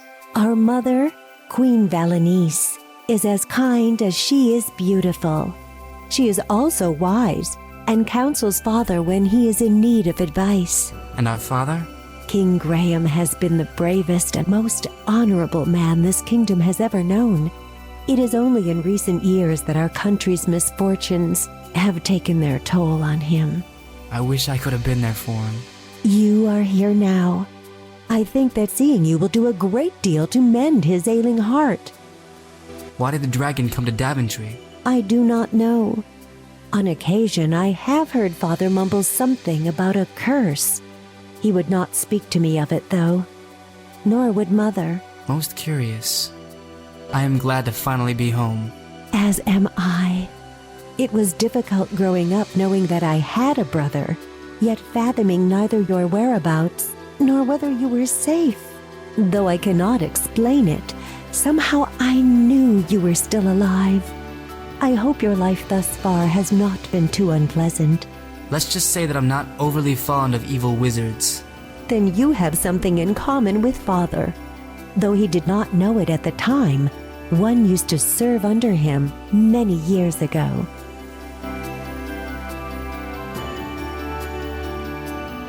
I have had quite an adventure while journeying here. I can imagine. Perhaps I too will have an adventure someday. Well, preferably one without a three-headed dragon. Agreed.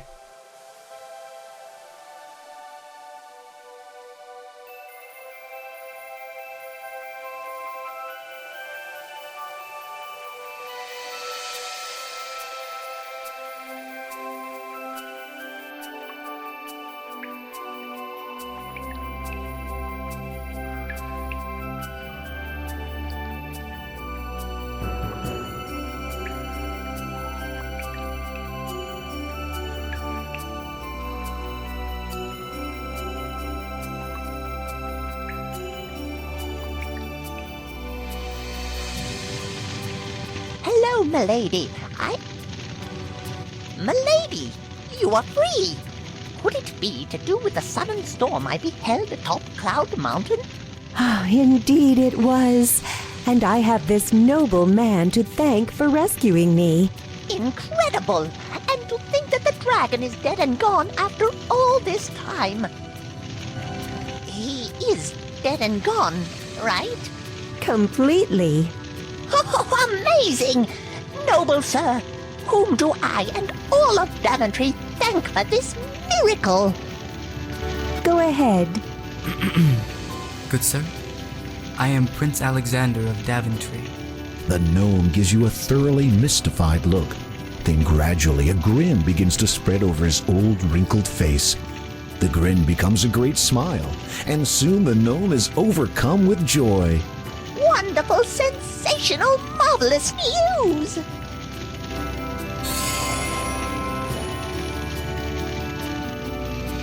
Yes, it is you, isn't it? I knew it. From the moment I saw you, I just knew it. Then what did you just ask? Shh! I must run to the castle and let everybody know. The dragon is dead and Prince Alexander has returned.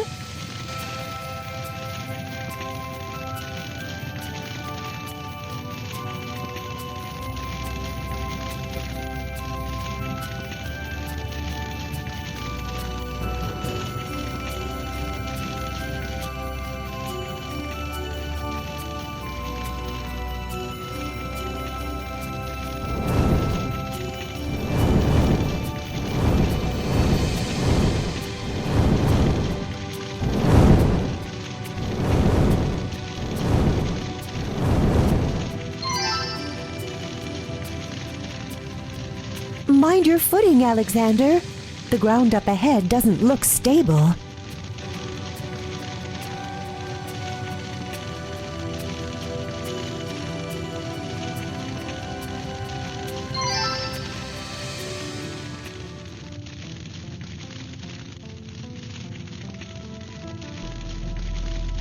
Hello?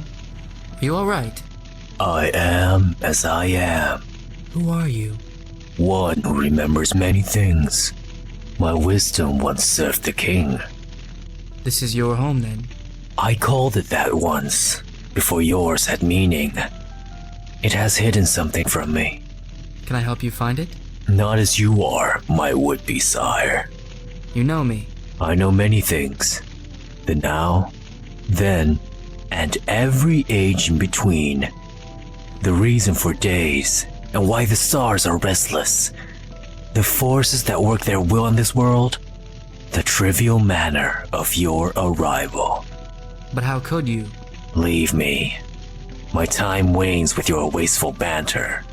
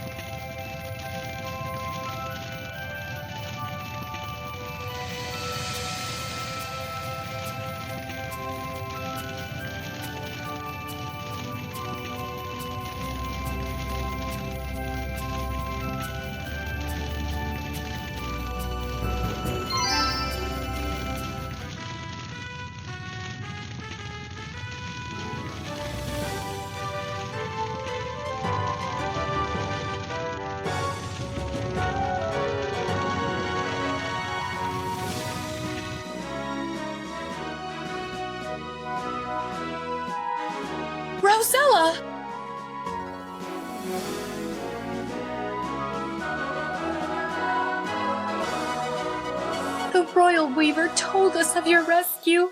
I could scarcely believe it. And this is Prince Alexander of Daventry. son? Yes, Mother. My heart has ached with longing for this day. Your absence has been a terrible burden for us all.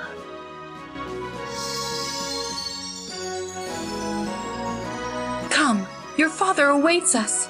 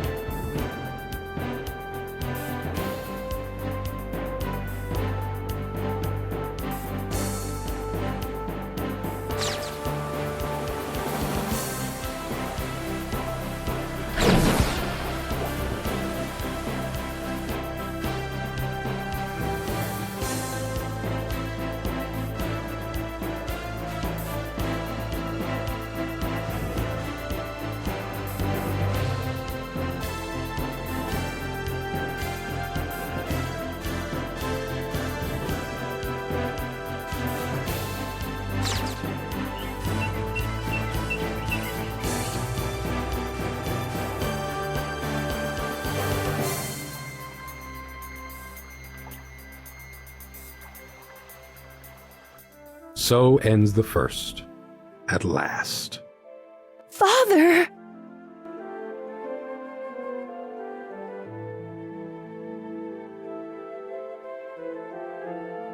Rosella! Are you all right? As good as can be.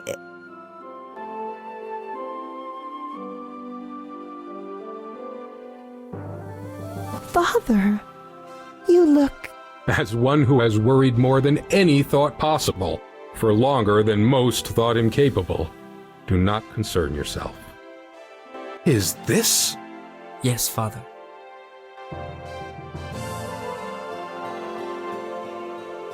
I hadn't dared hope for this moment.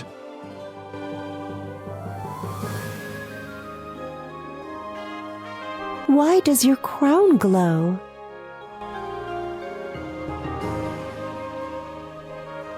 I don't... Wait. The father wanted the crown to find the item. This must be it. That old thing? Who is the father? It doesn't matter.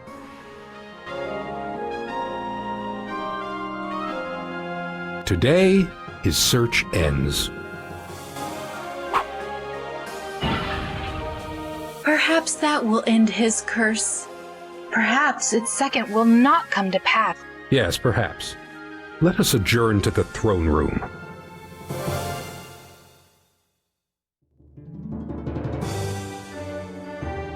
I have traveled many roads, some joyful, others dark.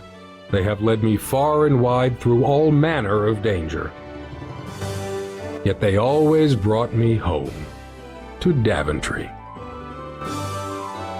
Your road, Alexander, has led you from us. For the longest time, we lost all hope of seeing you again. But the road, it seems, saw fit to return you as well.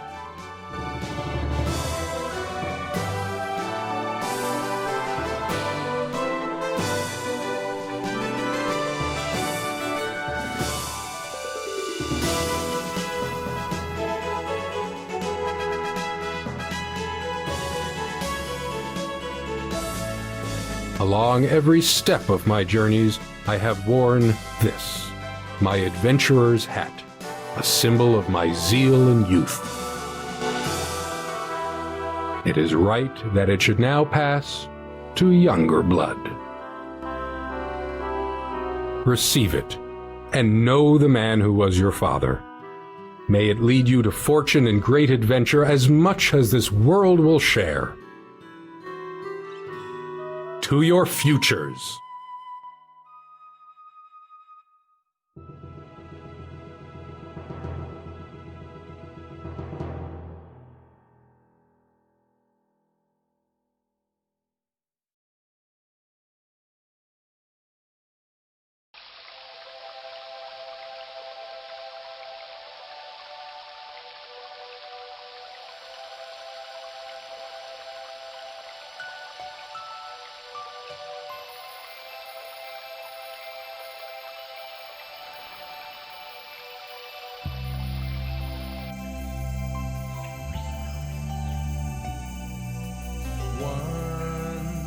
There was no hope for me, and I could not dream of being free. But then I had a vision of you, and you gave me a reason to live, and so I find my way back home to you.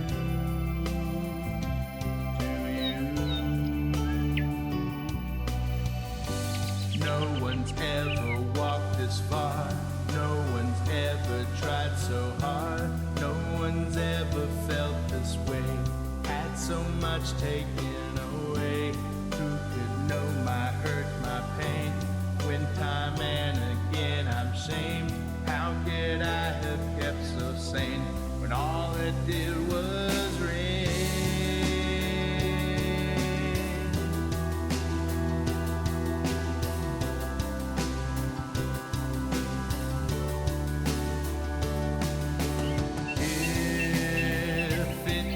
A lifetime I will try to make it back home until I die. To know a life with you, with you, with you. No one's heart carries this weight. No one knows how hard my fate. No one listen when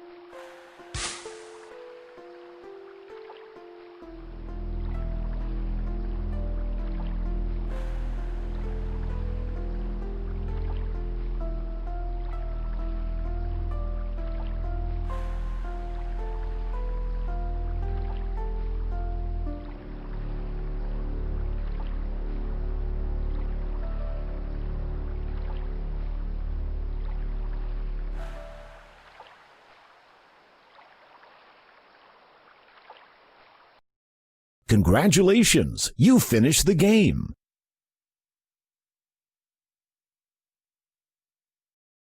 Based on your playing style, you've earned the following secret awards.